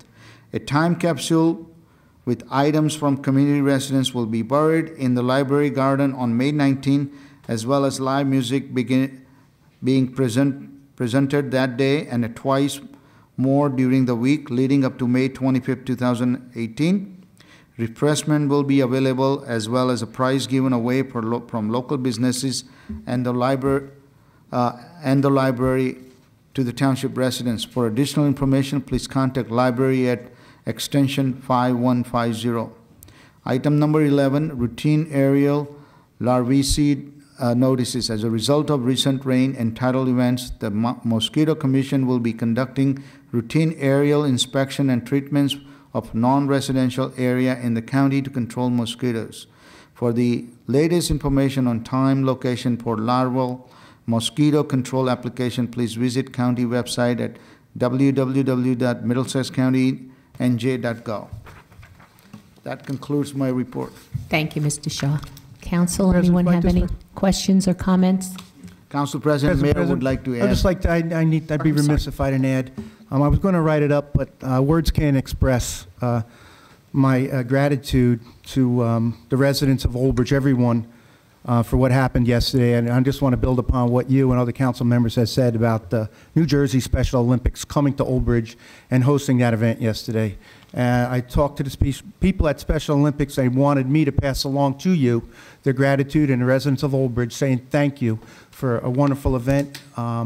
There was a dozen communities from Middlesex and Union County came here with over 200 athletes that performed from approximately 10 o'clock in the morning to 4 o'clock in the afternoon. It was a long day for everyone there. The weather cooperated. And every parent, every caregiver came to me and said thank you, but wanted me to pass along that thanks to you and the residents of Old Bridge who made that happen yesterday. The volunteerism was, I think, at its best yesterday with hundreds of volunteers. And an event like that, you mentioned Karen, it's a monumental task to coordinate that, and it went off rather well, so well that they're coming back from here next year, so it's something we can build upon as a community and get out there and show our support. All the races were very competitive, and it was just full of smiling faces. So it was a great event, and I'm just so glad and proud and honored that I was in the right place at the right time yesterday. And there was many places I had to be, but thank you so much, Council. Thank you very much. And residents, much. thank you. Anyone have questions or comments for Mr. Shaw about the report? Anybody? No? Okay, I will just say one thing about the library. This is the 25th year, and I couldn't be prouder. My late husband was the treasurer of the library board when that building was opened. And if he were here today, he would be just amazed at how wonderful it is and how much they've accomplished in those years. So I just think congratulations is due to the board. Okay, anyone else? I just want to say, at the time, it was Mayor Art Haney that had the vision for that library, and I had just moved into town at that particular time, and I was surprised when I heard that people were opposing a library. I just couldn't even imagine it. And his fortitude and the people that had the vision to build that library is quite incredible. And when you see it today, it's amazing about the attendance and all the programs that they have. And tonight, when I was, in fact, walking into the building, there were people saying they hadn't been here at the municipal complex. They said, oh, they still have a library? Even with the internet, they still had a library? And I was so happy to meet them and tell them, if you walk in that library, it won't be the first time. You'll go back for all the programs and everything they have there. It's a great facility, and comments and compliments to everyone that works there. And really, it's great. And I advise anyone who doesn't go to the library, stop in. You'll be surprised what it has to offer. Thank you. Anyone else comments or questions? Seeing none, I will ask for a motion to approve. I'll move it. Second. Who moved it? Adina and Anita. Dr. Greenberg. Okay, Mrs. Brown. Mrs. Brown? Yes. All right, yes. Mr. Cahill? Yes. Dr. Greenberg? Yes. Mr. Merwin? Yes. Mr. Murphy? Yes. Mr. Biscotti? Yes. Mr. Rizzoli? Yes. Mrs. Walker? Yes. President Sohar? Yes. 9 yes. Thank you, Mr. Shaw. Next is our consent agenda. I would like to ask for a motion to introduce. I'll go to the public, and then I'll go to council for separations. Move. Okay. Mr. Merwin. Move it if nobody did. Greenberg. Dr. Greenberg? Yep. All right, now I will open it to the public. Is there anyone in the public? Come forward, please.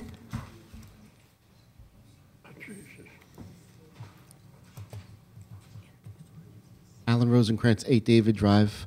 I just want to acknowledge Nicole Shapiro for item C5, which is Ticetown Road, the resurfacing. It's been a long time coming. I know when I was on the council, we saw it up there on the administrative report that the grant was approved, and we were just waiting and waiting for the work to get done and approved. And, you know, I've lived in the township for 30-something odd years, and that road has always been an issue with potholes, drainage. They come, they repair it. And hopefully now with new surfacing, we won't have those issues anymore. So thank you, Nicole, for, you know, attending to it and getting the grant so it doesn't cost the township anything, really. Thank you. Thank you. Anyone else from the public on the consent agenda? Seeing no hands, I will close the public portion and now go to council. Separations? Dr. Greenberg? Separate 4. Anyone else Yes. separations? Number 2 and number 8. 2 and 1. 8. 2 and 8. Yeah. Anyone else for separations? Okay, I will separate C5. So do I have a motion for the balance of the consent agenda? Move it. Second. Okay.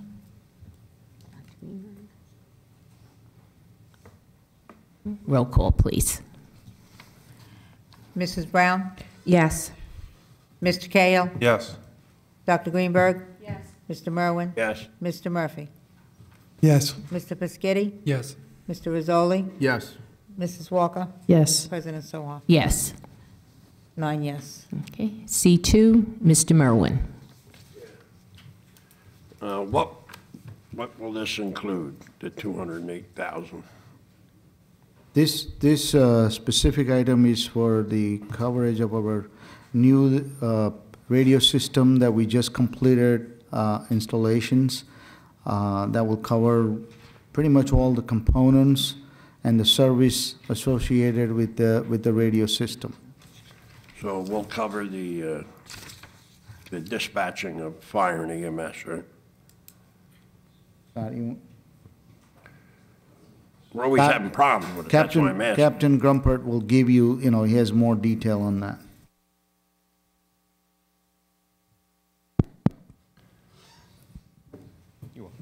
Councilman, your question is it going to cover our dispatchers? No, is it going to cover the equipment, the dispatching equipment, the plectrons, or whatever you want to call them? It covers pretty much everything that was replaced during the replacement of the system. All that's been included. Also includes warranty on our mobiles that go in the vehicles as well as the portables.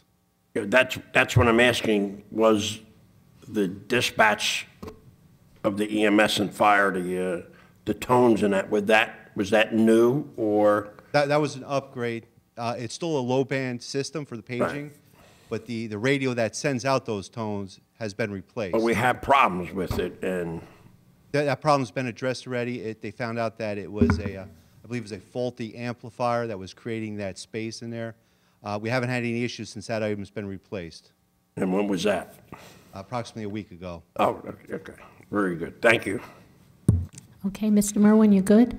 I'm good. Okay, can I have a motion then for C2? I move C2. Second. Dave was first. John was Murphy second.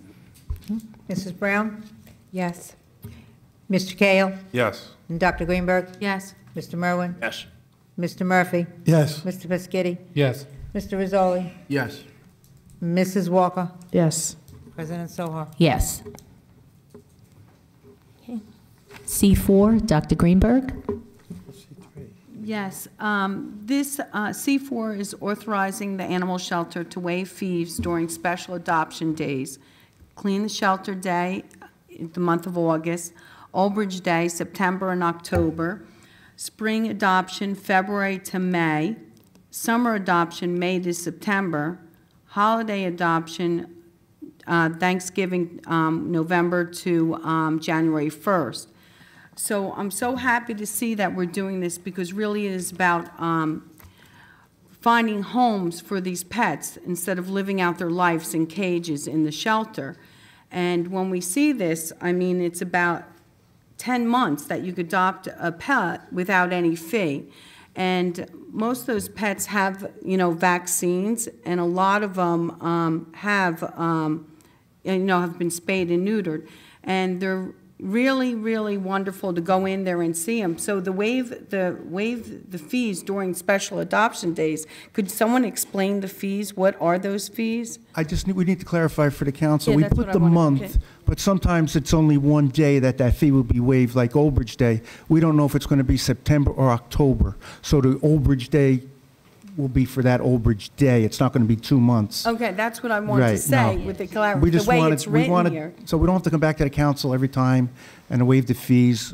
Common sense will prevail. During these events, we will be able to waive the fees without bothering the council. Okay, so basically then it will be publicized, the dates Yes. that the fees are waived. All these So- events are publicized, but now there'll be no adoption fees. Great. So I recommend if the fee is what is holding anyone back from adopting a pet, to please go and on those days. But really for the fee, as I said, most of the pets are already vaccinated, they're tested, they're wormed, and a lot of them are already spayed and neutered. And they will give you information when you adopt a pet from the shelter. A lot of veterinarian hospitals are involved with the state program that basically the fee is reduced. You can pay like $20 to have your pet spayed or neutered if finances is a problem and the state has a program. It's only open certain times a year, and you have to go to your veterinarian and make sure that you get on the list. But there are a lot of spay and neuter clinics. And basically, the reason and it's so important health-wise to have your pet spayed and neutered for many reasons, but not only that, it stops the flood of animals back into the animal shelters and on the streets. So you have a healthier pet, a pet that's better to live in your house, so they're, especially a cat, when they come in heat, it's very noisy and very not a good situation when they come in the heat. But really, if you look at these days, it's great that we have this available for people, and it really means so much to get those pets homes. And if you go in there, you'll see there's a lot of nice animals that are just waiting to be adopted. And if you think just getting a kitten, because at this time of year, there's so many kittens that are born, but just remember, those kittens become cats in 6 months. So you can find a really nice and adult cat that is so affectionate and so loving. So it's not always just about the kitten or the puppy. So I advise anyone who's interested in getting a pet, frequent our animal shelter. They do a great job there, and there's a lot of animals that are looking for homes. Thank you. Thanks for that clarification also. Thank you, Dr. Greenberg. I have a question. Mayor, you picking up the tab on that? Mary, I have a question. Yes, John. Mayor, they're going to waive all the fees. I mean, I know the adoption fee is $5, but then they got $35 for their 70, so it's about $112. They're going to basically give you the cat now? Well, there are state fees that we can't waive, so they'll have to be collected. Okay. There are certain costs will be that we need to collect. Veterinarian cost that will be directly has to be collected, but the adoption fee that is charged is going to be waived. So it's a significant amount of waiving, fee waived at that time, and these are popular days. We get, it's been a very successful program. Do you know what the adoption fee is? I don't have it off of my head, but I can certainly get. Because the other fees are over $100. I just want to realize they're not going to be getting a free cat. Because I went there to get one, and it was a lot. That's all I want to say. I will get the information out to you. Email. Thank you. Okay, do we have a motion for C4? Motion. Second. Mr. Rizzoli. Mr. Rizzoli, okay. Aren't we all? My goodness. Mrs. Brown? Yes. Mr. Cahill? Yes. Dr. Greenberg? Yes. Mr. Merwin? Yes. Mr. Murphy? Yes. Mr. Peschitti? Yes. Mr. Rizzoli? Yes. Mrs. Walker? Yes. President Soha? Yes. 9 yes. Okay, C5 is the awarding the contract for the Ticetown Road resurfacing. I would like to thank Mrs. Shapiro and her department for all the hard work in obtaining these municipal aid grants. They really make such a tremendous difference to the town. We did also a Trans-Old Bridge not too long ago, so you really do a great job in finding this, in applying for this money for us. So I just want to say thank you, and to the residents who live along that corridor, which I used to as well. I think it's going to be very welcome to see the repairs that need to be done. That road is in dire need of repair. Thank you very much. I'll make a motion. Second. Debbie Walker seconded.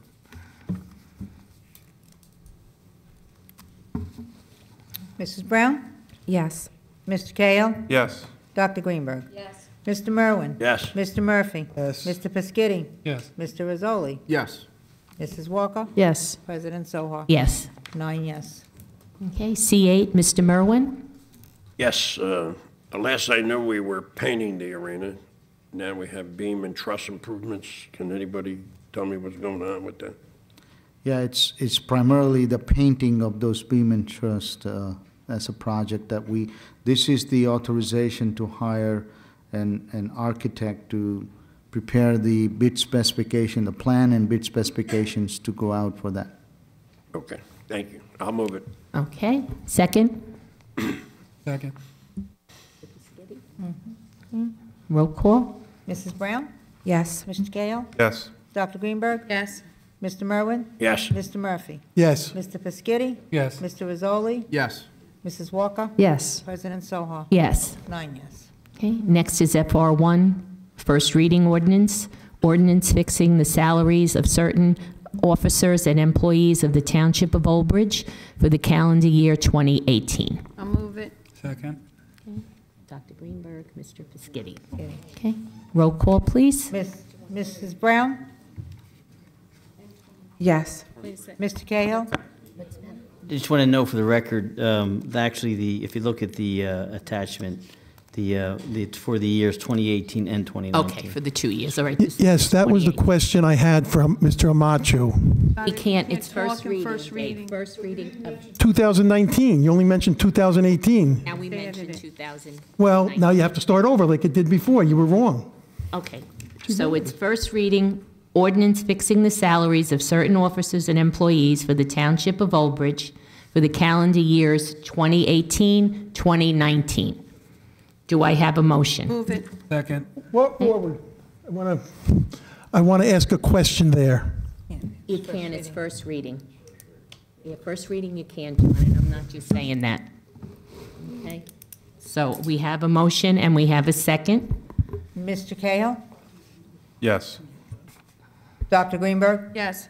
Mr. Merwin? Yes. Mr. Murphy? No. Mr. Pescetti? Yes. Mr. Rizzoli? No. Mrs. Walker? Yes. President Soha? Yes. 7 yes, 2 no. Okay, next is public comments on any subject matter. Is there anyone who would like to be heard? Okay, so we'll start with this lady and we'll just move across the room. Okay. Well, I wanted to answer a few of your questions, but I wanted to start off with a few things. I'm a boarded surgeon, non-veterinary surgeon, animal surgeon, okay? Just so you know, I've spent 30 years in research, and my main experience is in pharmacology, neuropharmacology, with over 30 peer-reviewed publications, half of which are in pain, neuropathic pain.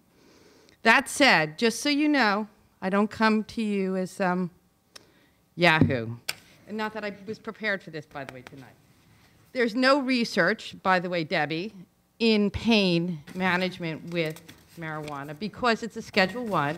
It was put back on the schedule. It was stayed on the Schedule I as of a year and a half ago, as Mark has pointed out several times.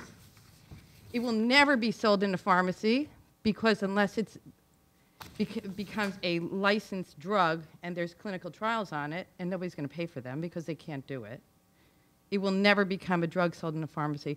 Cannabinol, though, has been tested. It is sold in a pharmacy. But I want to address a few things that were mentioned about opioid addictions and deaths and everything else. Driving accidents are fewer. I just pulled this up while I was sitting here, by the way. In driver accident deaths by motor vehicle have dropped in the state of Colorado since the legalization of marijuana. Recreational, that is. There's a decrease in deaths statistically in the state of opioids, and that is of 6.5% in the state of Colorado. There's a decrease in the need for police officers and emergency services to be carrying Narcan, which we know is very expensive. There's a decrease in the number of patients that are going into opioid addiction rehab centers, which is saving the state money. The Colorado death rate as of 2017 for opioid, and that's including fentanyl because I didn't discern the difference, okay, because I'm really sorry I didn't have the time to, is 1 per almost 10 hours, 9.8. Okay, 1 per 9.8 hours. In the state of New Jersey, where marijuana is not legal as a recreational drug, the rate is 1 in 3.9 hours. Heroin has been my son is calling me. I apologize, guys. I have to, excuse me. At one point, fentanyl killed, I think, 800 people in the state of New Jersey. This past year was almost 2,000, or 21 is what it was. Since, oh yeah, I think I did that. Oh, by the way, this was all pulled out of a peer-reviewed journal called the American Journal of Public Health. It was also pulled out of a few newspapers, but they all referred back to peer-reviewed journal articles. And basically, I think that if you want any information, by the way, on medical marijuana or anything associated with neuropathic pain drugs, you can give me a call. I'll leave my card. I have to go to the car to get it, but I can leave you my phone number. My phone number is 908-565-3592. And Jochnowitz, JOCHNOWITZ @gmail.com, and I'll be happy to answer all of your questions. Thank you very much. Next. Good evening. Hi. Ann DeGennaro, 303 Relham Drive, Old Bridge, New Jersey. I wanted to bring to the council's attention last week when I was on Route 34 going to the traffic light right before the Cheesequake Firehouse, there was a call. One fire truck came out. There were 3 cars. I was the first car to stop where it said stop here on the light. With that, 3 cars had to back up, so where the new bays are, a truck needed to come out of and get over the line. So this is a concern because what do you do when there's a fire, when there's traffic? So I just wanted to let you know that it seems like the line where you stop for the light should be moved back to where the other bays are behind there. So they could, I mean, there were sirens all over. They were all going south. Yeah, well, no, thank you very much. That's a very valid concern. Thank you very much. Anyone else?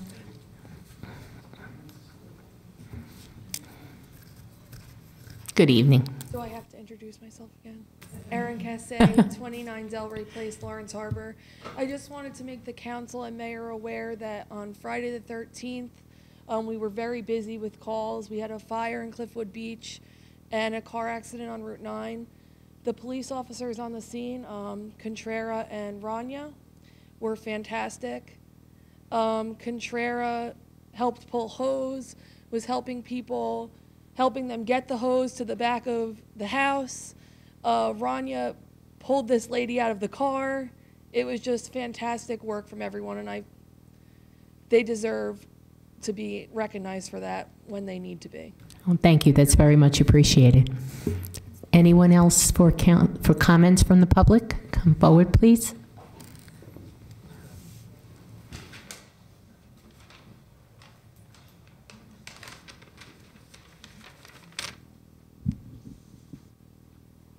Brian Murphy, 40 Bushnell Road. I can speak on more than one subject now, correct? Yay. The first thing I want to speak about is first I want to commend the council for sticking to your guns on the prohibited use ordinance. Thank you for that. Now I want to talk about the library. I go back a long way here. So yeah, the library, now that I have children, I'm finding out is absolutely fantastic. I'm going to go back, give you a little history for the people who haven't been here. I know Mr. Murphy has been here. I know Mr. Pasquitti has been here. I just wanted to see if you guys remember. Now I'm going to talk about 1965 to 1967. The Old Bridge Library was in Carpenter School. That's where the Old Bridge Library was. A little library in Carpenter School. Then it moved right to the building on 516 where the empanada guy hangs out now. That building was the Old Bridge Library. Then it was the senior building right here, and now we have that one. It's funny you bring this up. My son and I were in the library yesterday, and there was a special visitor we ran into in the library. Mayor Henry was there, so we got to see him hanging out in the library. And the programs are unbelievable. As a matter of fact, as we were in the library yesterday, my son just mentioned to me, are they going to have that? It's not a teen thing, it's a preteen thing, like a lockdown during the summer where they lock them in there for 5 or 6 hours at night. He absolutely loved it. He just wanted to see if they're going to do that again. I'm sure they are. So I just want to echo those comments. I know Mrs. Greenberg and the mayor have mentioned about the library, so thanks for that. The other thing is, I just did this. A couple months ago, we put into effect the Report It app, which I didn't know. I was like, why? Just call someone. Well, Friday, late Friday, after hours, actually someone on my block asked me about something in the street. It was gas. The gas company did something there, and the patch was sinking in, and the kids were tripping on it. So I went out there, maybe 5 o'clock, 6 o'clock on Friday, took a picture, hit the Report It. I came home from work today, and that thing was repatched. So it does work, guys. Will the patch stay? I don't know, but that's not the app's fault. I mean, you know, but the app works. So I just wanted to bring that up to everyone, or if they're listening on TV, use the app. It works. Because it was Friday afternoon. I knew they weren't going to do anything on the weekend. Monday morning or whenever, before I got home from work, it was done. So I just wanted to add that. Thanks. Okay, thank you. Is there anyone else in the public that would like to speak? Seeing no hands, I'll close the public portion. We have an appointment, A1, reappointment of Diana Penn. I'll move it. Oh, sorry, you didn't read it. Second. She didn't read it.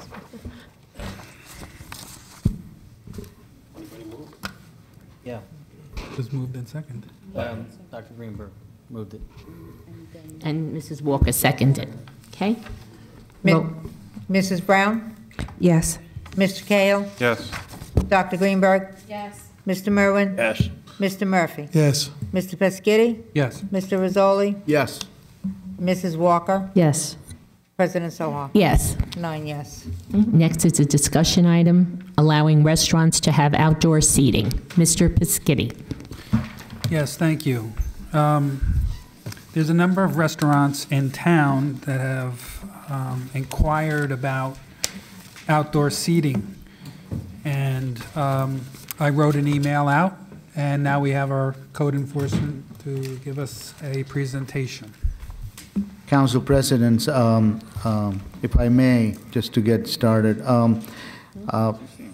Steve and I have been talking about this particular issue as we deal with the Business Alliance, talking to people for a while now, and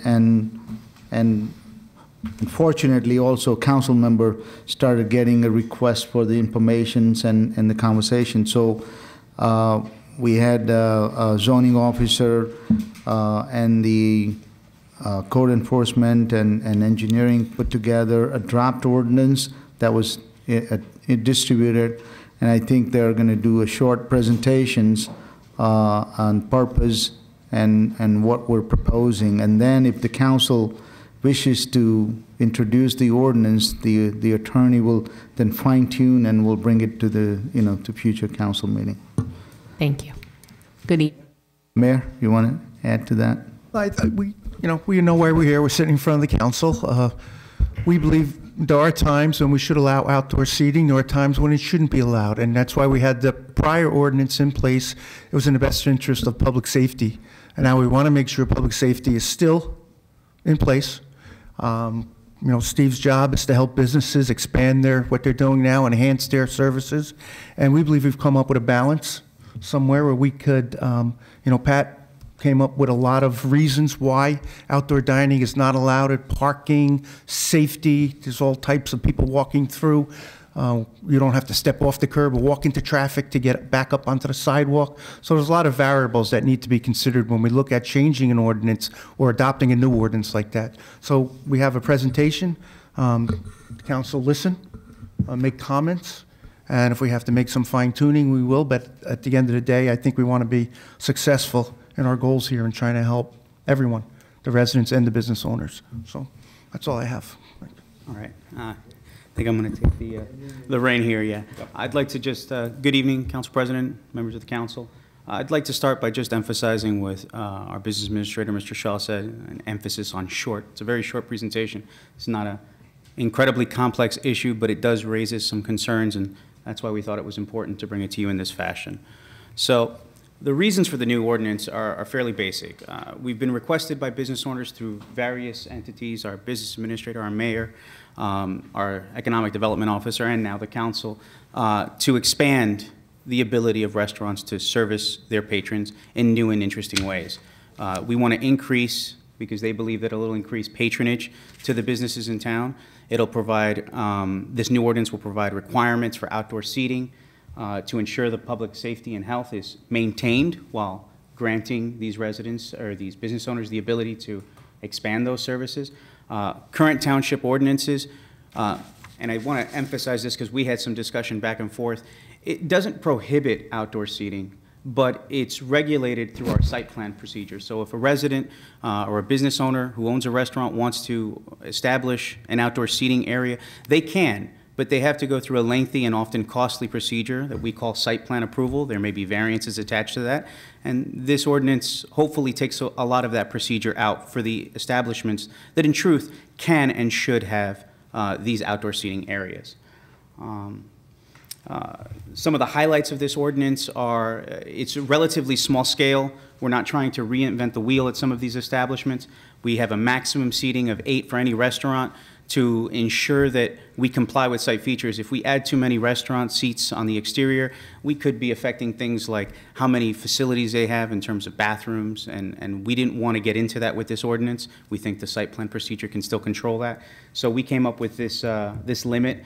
It's an administrative review, so it removes that site plan process, expediting this procedure for residents and business owners that want to take advantage of it.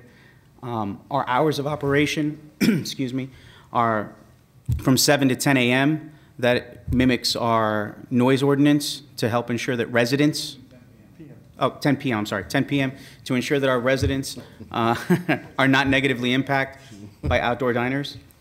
It standardizes a presently unregulated outdoor activity. Right now, if someone goes to our board and decides they want to go for site plan approval, they can present just about anything under the sun, and the site plan process will address that. But this creates a standard with which we can administratively and consistently give everybody the same bite of the apple who owns a restaurant.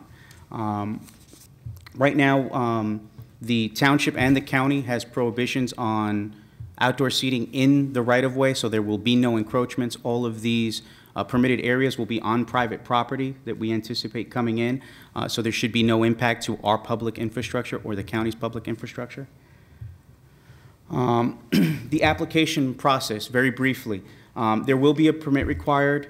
The Old Bridge Township Dining Ordinance will require the submittal of an annual permit, so we're contemplating an annualized permit that's good from the beginning of the year till December 31st. It only contemplates areas immediately outside of the restaurant, so someone can't come in and put it somewhere else in a shopping center that may be appropriate. Right now, we're contemplating storefront outdoor dining areas immediately adjacent to those restaurants. The zoning permit application is a simple form that will be supplied by the zoning office. Right now, we've contemplated a $95 fee submitted with the application. The descriptions of the furnishings along with photos and/or brochures to be used in conjunction with the outdoor seating will be part of the submittal process. And then we ask for scale drawings and photographs showing the layout of the seating areas. We're concerned, obviously, to ensure that you can get in and out of the seating area or out of the restaurant safely in an emergent situation. Some additional reviews. In conjunction with my review as the zoning officer, the application will be referred to the township engineer, the construction code official, health officer, police department, and any other official that may be deemed necessary if a particular review or site has unique conditions and concerns. Finally, if the council decides that this is something they want to pursue, we will engage our township attorney to do our legal review, ensuring that the health department laws, ABC laws, and our own land use laws are in compliance and our ordinance comports with them. We certainly have contemplated these things, but I am not an ABC professional, and neither is our staff here, so we want to make sure that that stuff works well, and then move it hopefully to first reading so that our residents, our business owners and restaurateurs can take advantage of this. That is it in a nutshell. If you guys have any questions. Okay. Okay, many years ago, a friend of mine, I can't ask him now because he's no longer with us, but him and another friend owned bars in Old Bridge. And at the time, I don't know if it was a township ordinance or a state law. He didn't bring this up. But if you served alcohol, you needed a special permit to have outdoor seating. And he actually he was telling me he had to jump through a lot of hoops to get there. So I don't know if have you heard of that at all? There's a special type of license you need if you serve alcohol there for some reason. I don't know if it's a state law, if it's probably a state law. I'd probably defer that question to the ABC board and Okay. the secretary of the ABC board. They have to apply for an expansion of premises. The ordinance here on Section 3C, it says place to place. It should be an expansion of premises, which the ABC, once they apply for it and they're approved, the ABC allows them to bring their alcoholic drinks out to that part of the premise. Okay? So it's still in existence then? Right. Okay, thank you. Anyone else? Councilman Murphy, this ordinance does contemplate that process that the township clerk just described. So. Some of that verbiage may not be exact, but we did get it right. And I do think it would be a great idea for Old Bridge. Anyone else over here? Questions? Anybody? Dr. Greenberg? I feel outdoor dining is very inviting in a community. When you go to other towns and the restaurants are out there, seasonal, people are out there eating, chatting, and it draws more people to the business. So there are areas in town, different restaurants that do have it. I guess they have obviously more than 8 seats, so that was part of their site plan when they started. So this is for an establishment that exists. They don't have to go through any zoning process.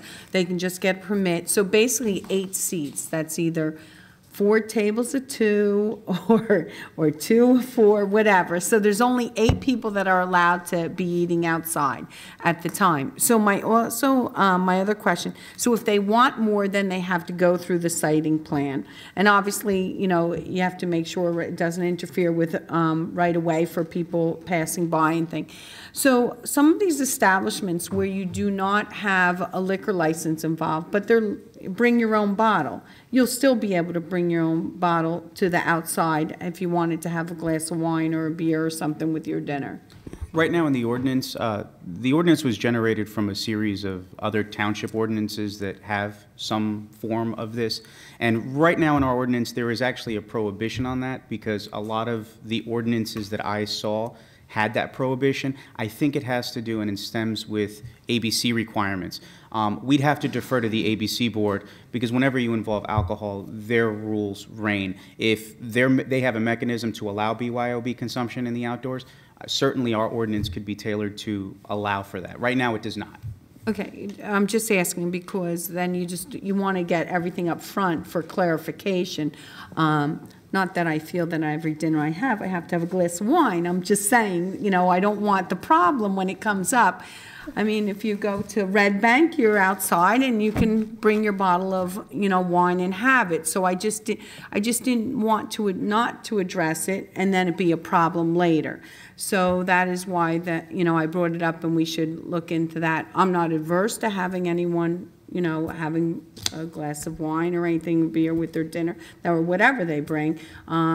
You know, as far as if it goes along with the rules and regulations, I don't want the restaurant to fall into the problem where they allow if you eat inside and then outside you can't have it. And then if people come and, you know, what do you tell them? You know, if you want to drink, you have to go inside. You know, I just don't want a clean business arrangement for, you know, the proprietor of the property and as well as for the business owner. And so I just wanted that clarification. And, you know, I guess there's certain things, even when you think of the ice cream parlors that we have, they have outdoor seating. So a lot of them have been there for a long time, but I guess with their site plan, that was the situation. And if you have drive-ins or, you know, different burger joints or whatever. So really, I don't see a problem with it. I think it draws more business. It's nice to see people outside, enjoying the outside. My question is, how did you come up with the number of 8 seats? How was that? Why was it, you know, how did it 8 seats? And not based on the area that's in front, you know, and be specific? I think that we had a lot of discussion on that issue, but one of the concern we had is that, you know, this is targeted for the small restaurants to have that, and they generally have maybe 1 or 2 table space around it, and we didn't want to limit to just to 1 or 2. We thought it would be up to 8 seat. That gives you, like you said, a table of 2 with a 4, or a table of 4 with 2, because like Damien says earlier, that if we start adding a lot more, now there are other regulation comes into effect. These parking space issue comes into effect.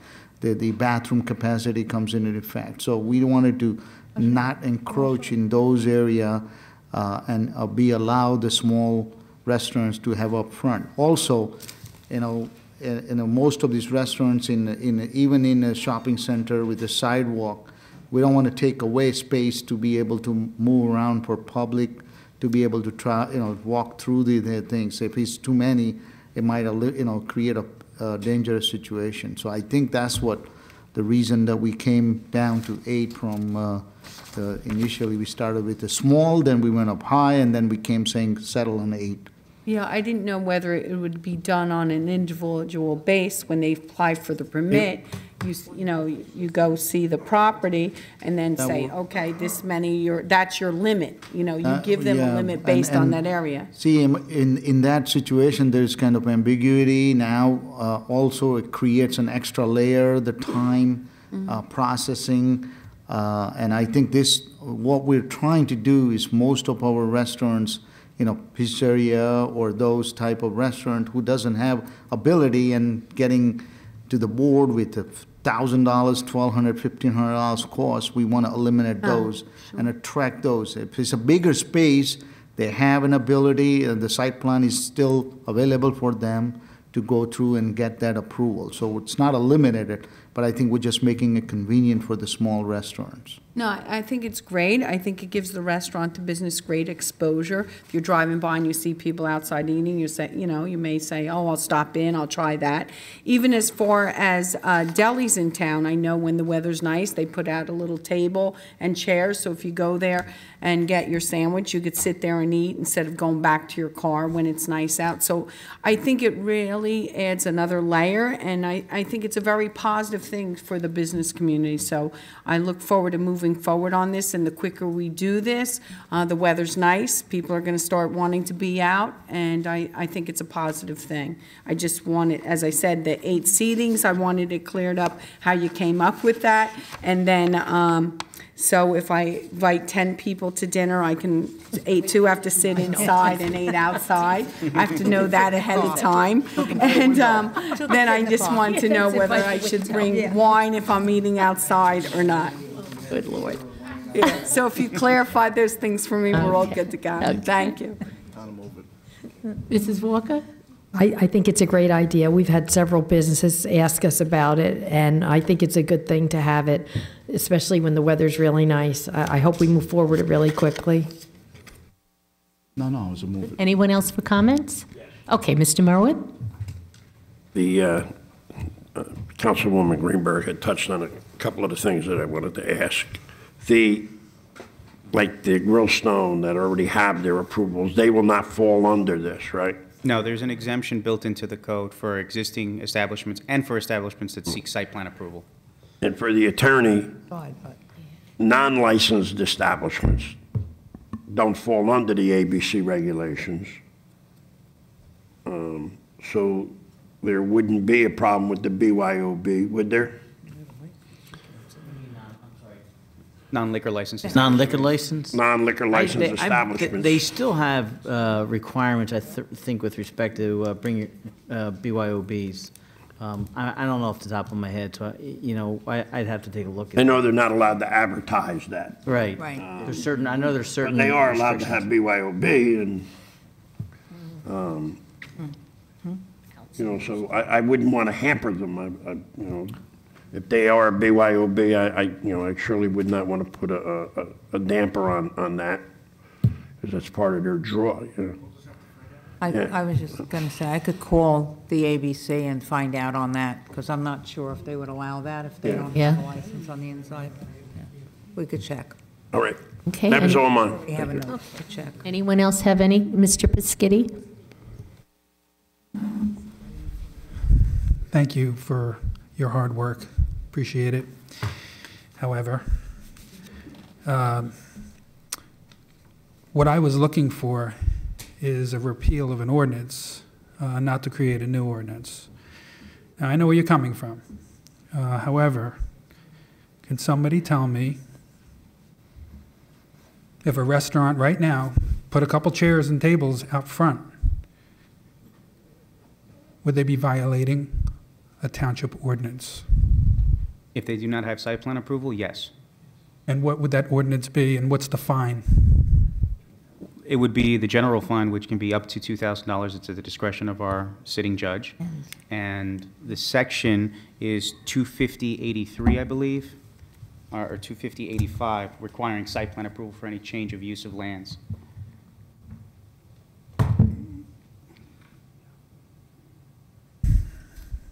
Okay, so,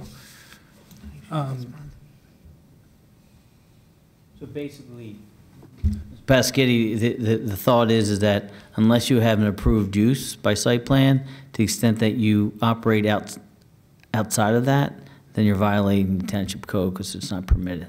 Yes, and section 25039 of our code also addresses inclusivity. It establishes how we're supposed to interpret our schedule of permitted uses, and it enumerates things, and it states within it anything not enumerated is prohibited. So one could argue that this is prohibited, but you can't repeal that because it's the basis of how we interpret our code. And that's subject to the municipal land use law, which directs us to establish our ordinance that way. So I have to rely on what Mr. Roselli said, that it's a site plan issue. okay, I'll accept that. My issue is that we're creating another law. Now, we're trying to do something nice for the business owners and the residents. They can eat outside. However, there's a lot of restriction. You know, you're asking for, you know, the annual permit is $95, is not bad. The first one I saw was closer to 300. But, and you're asking for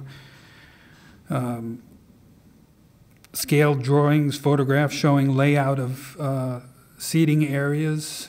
This is for 2 tables of 4. It just seems Just to clarify, that's not going to be a PE or an architect requirement. So we're not saying that we want architectural or engineered drawings. We want drawings that accurately show what the conditions on the site are so we can make an informed decision. So it can be a personally homeowner drawn plan or a business drawn plan that's just scaled. And photographs, it's a combination. We don't want to make the process difficult, but we have to understand that if we're trying to ensure that there's adequate egress, that we know what that distance is. Because if you have a 5-foot sidewalk, you can't tell us you're going to have 5 feet if you put a table there. And that guy may not be, or that business owner may not be eligible to get this license because they're going to have to go around diners into the street or the driveway aisle to get around these people if they're going to another establishment in a shopping center, which is what I'm contemplating.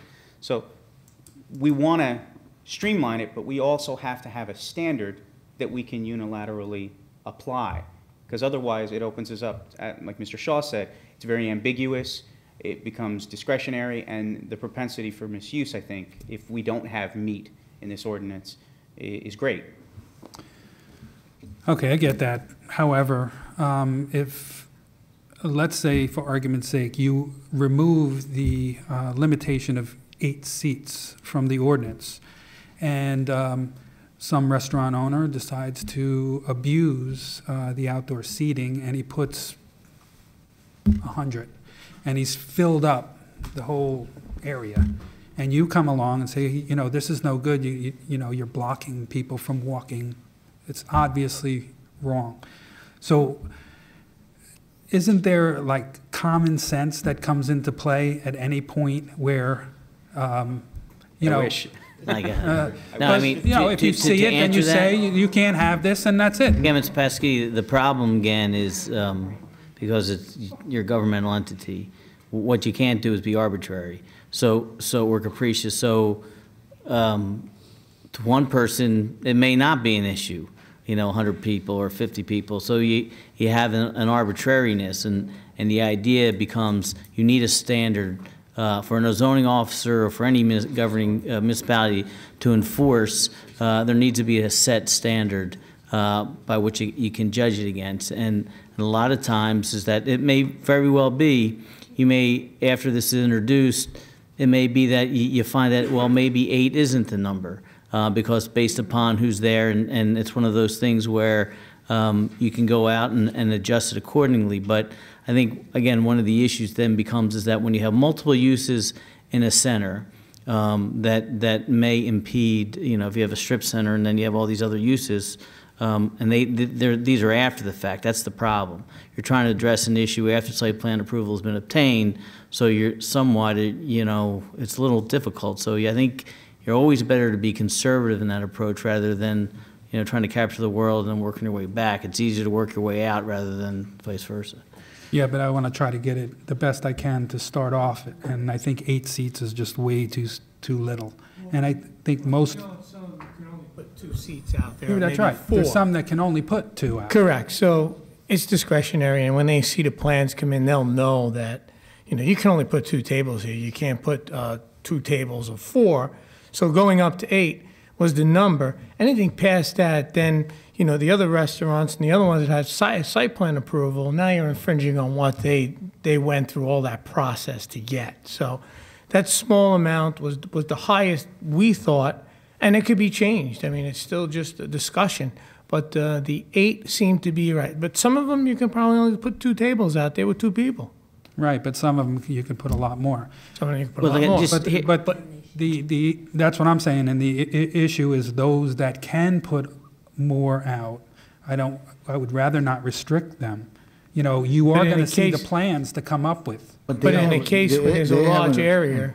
They have an ability to go, once it gets at a bigger size, and there's a lot more space, like Grillstone, I mean, it's proper to go to the site plan approval process because there are other issues to deal with it. So we're not restricting number of seats on overall. In this process, the simplified process, we're restricting because that's the whole purpose, simplified. Because otherwise, you really want the complete analysis we have, to be done. And in simplified process, you're not going to have it. And then when you start putting too many, unrestricted or even bigger size, now the zoning officer may have to visit. They have to go on site and review it. But engineering may have to go and see it. And now you're going to add additional layers. So I think I think that idea is, everybody I think is for these ideas. So I think if we have to change it and we see there's a benefit additional, I don't think anybody's going to oppose. I don't think there's anyone opposing here.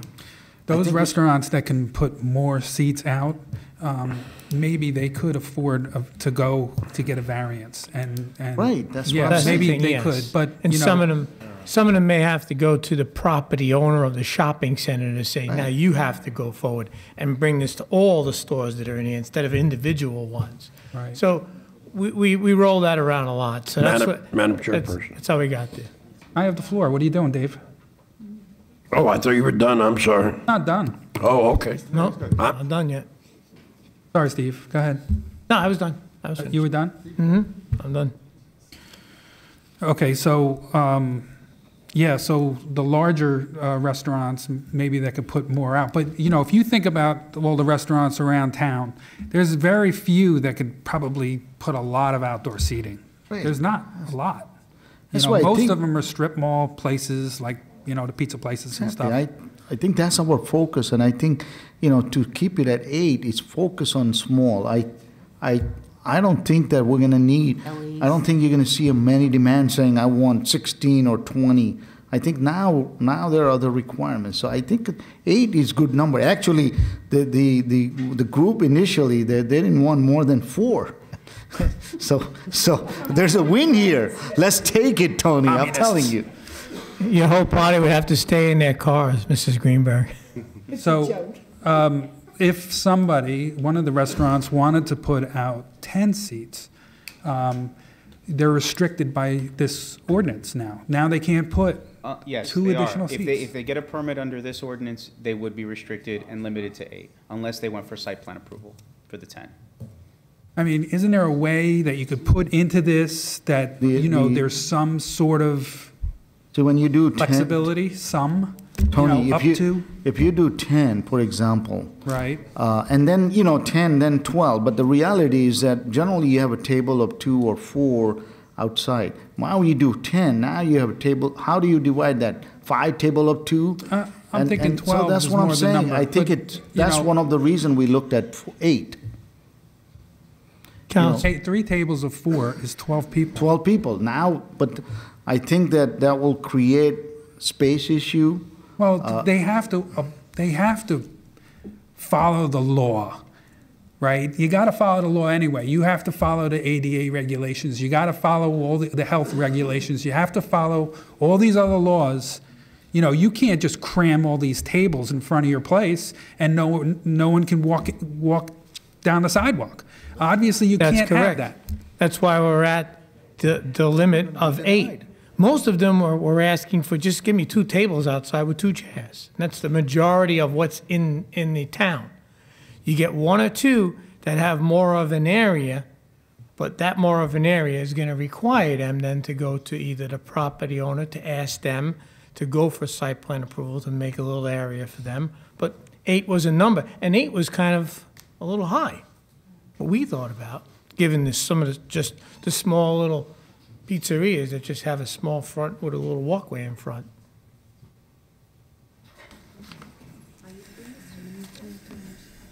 Okay, also, the ABC, like someone else mentioned, ABC does not regulate unless the alcohol is sold. So that's the way it is, you know. But we do have an ordinance, you can't public drink. You can't drink in public. And now if you put a seating outside and they want to bring their own bottle of wine, you're drinking in public, you're breaking ordinance, right? You're breaking the law. Isn't that why that's not true?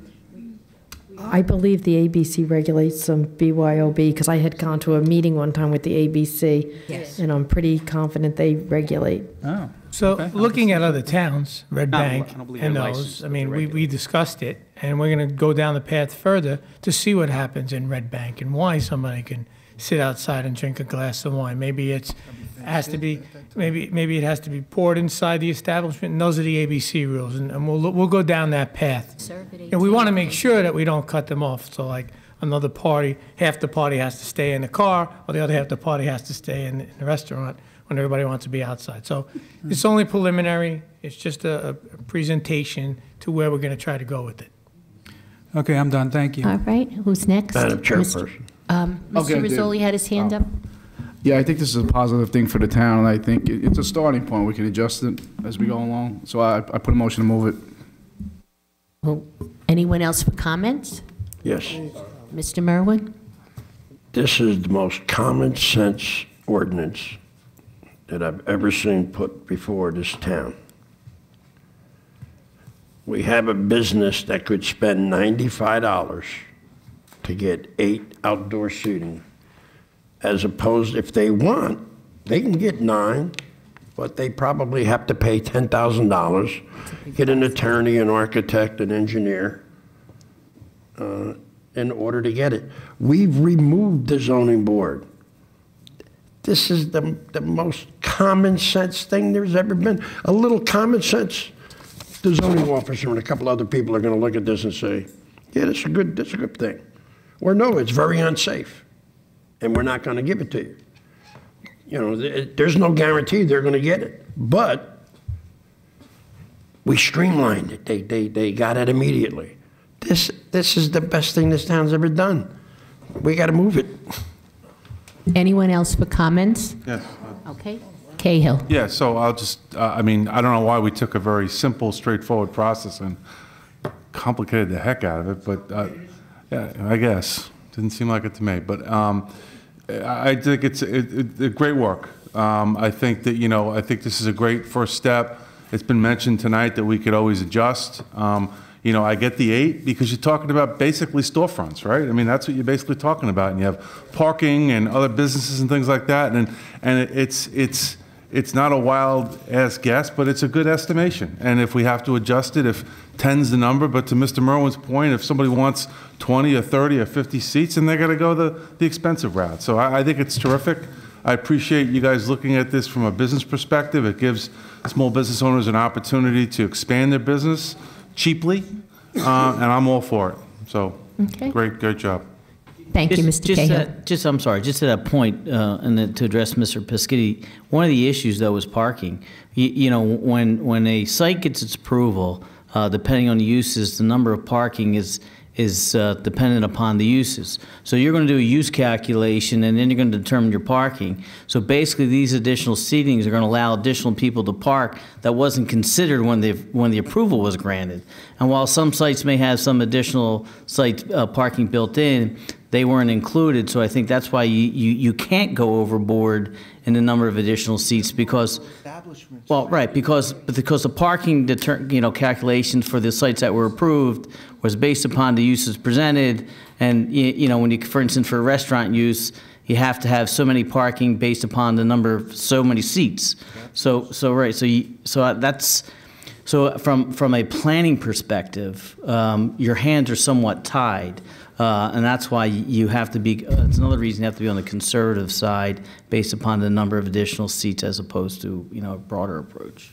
I second it. No, on a strip mall, this could be, 8 could be really 16, 24, because there could be 3 restaurant and strip mall that everyone applies. Now, it creates, it will be a large number of increase. So I think it's a good start. I second the motion. Okay, I'm going to close the comments then, and I'm just going to say that I also thank you for all the hard work you did. I think the businesses in town appreciate the fact that we are trying to work with them, trying to, streamline things and give them an opportunity to flourish. So thank you all. We do have a motion and a second to move this up. Yes. It needs further refinement. Yeah, we'll be working. Yeah.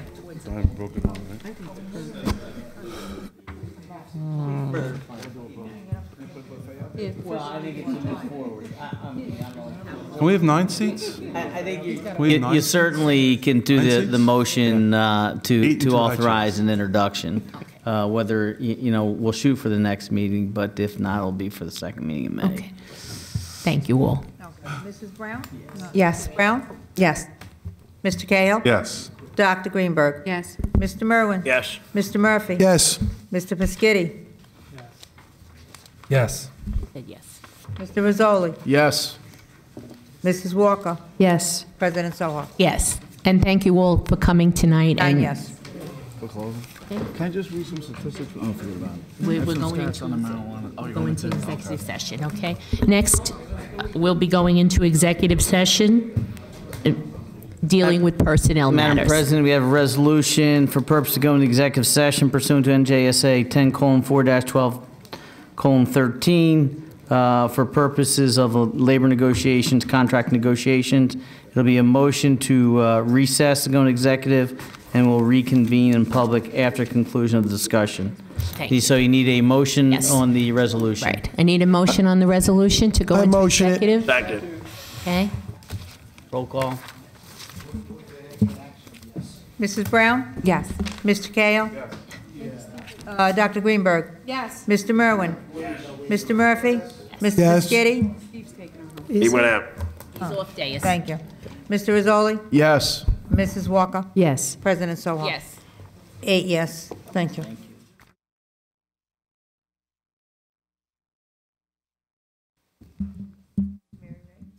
You ready, ma'am? Okay. Madam President, we move to reconvene, and after executive session, we have Resolution C-12, which is a resolution to approve a memorandum of agreement by and between the Township of Old Bridge and the Old Bridge United Service Workers Union, Local 255, for the period from January 1, 2016 through December 31st, 2020. Okay. Do we have a motion? Move it. Second. Okay. Mr. Merwin, Mr. Pescitti. Mm-hmm. Roll call? Mrs. Brown? Yes. Mr. Cahill? Yes. Dr. Greenberg? Yes. Mr. Merwin? Yes. Mr. Murphy, sorry, Mr. Pescitti? Yes. Mr. Rizzoli? Yes. Mrs. Walker? Yes. Mrs. Soha? Yes. 8 yes. Okay. Do we have anyone with council comments before we adjourn? Anyone?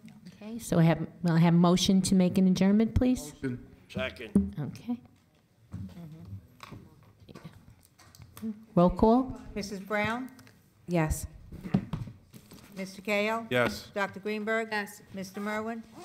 Mr. Pescitti? Yes. Mr. Rizzoli? Yes. Mrs. Walker? Yes. President Soha? Yes. 8 yes.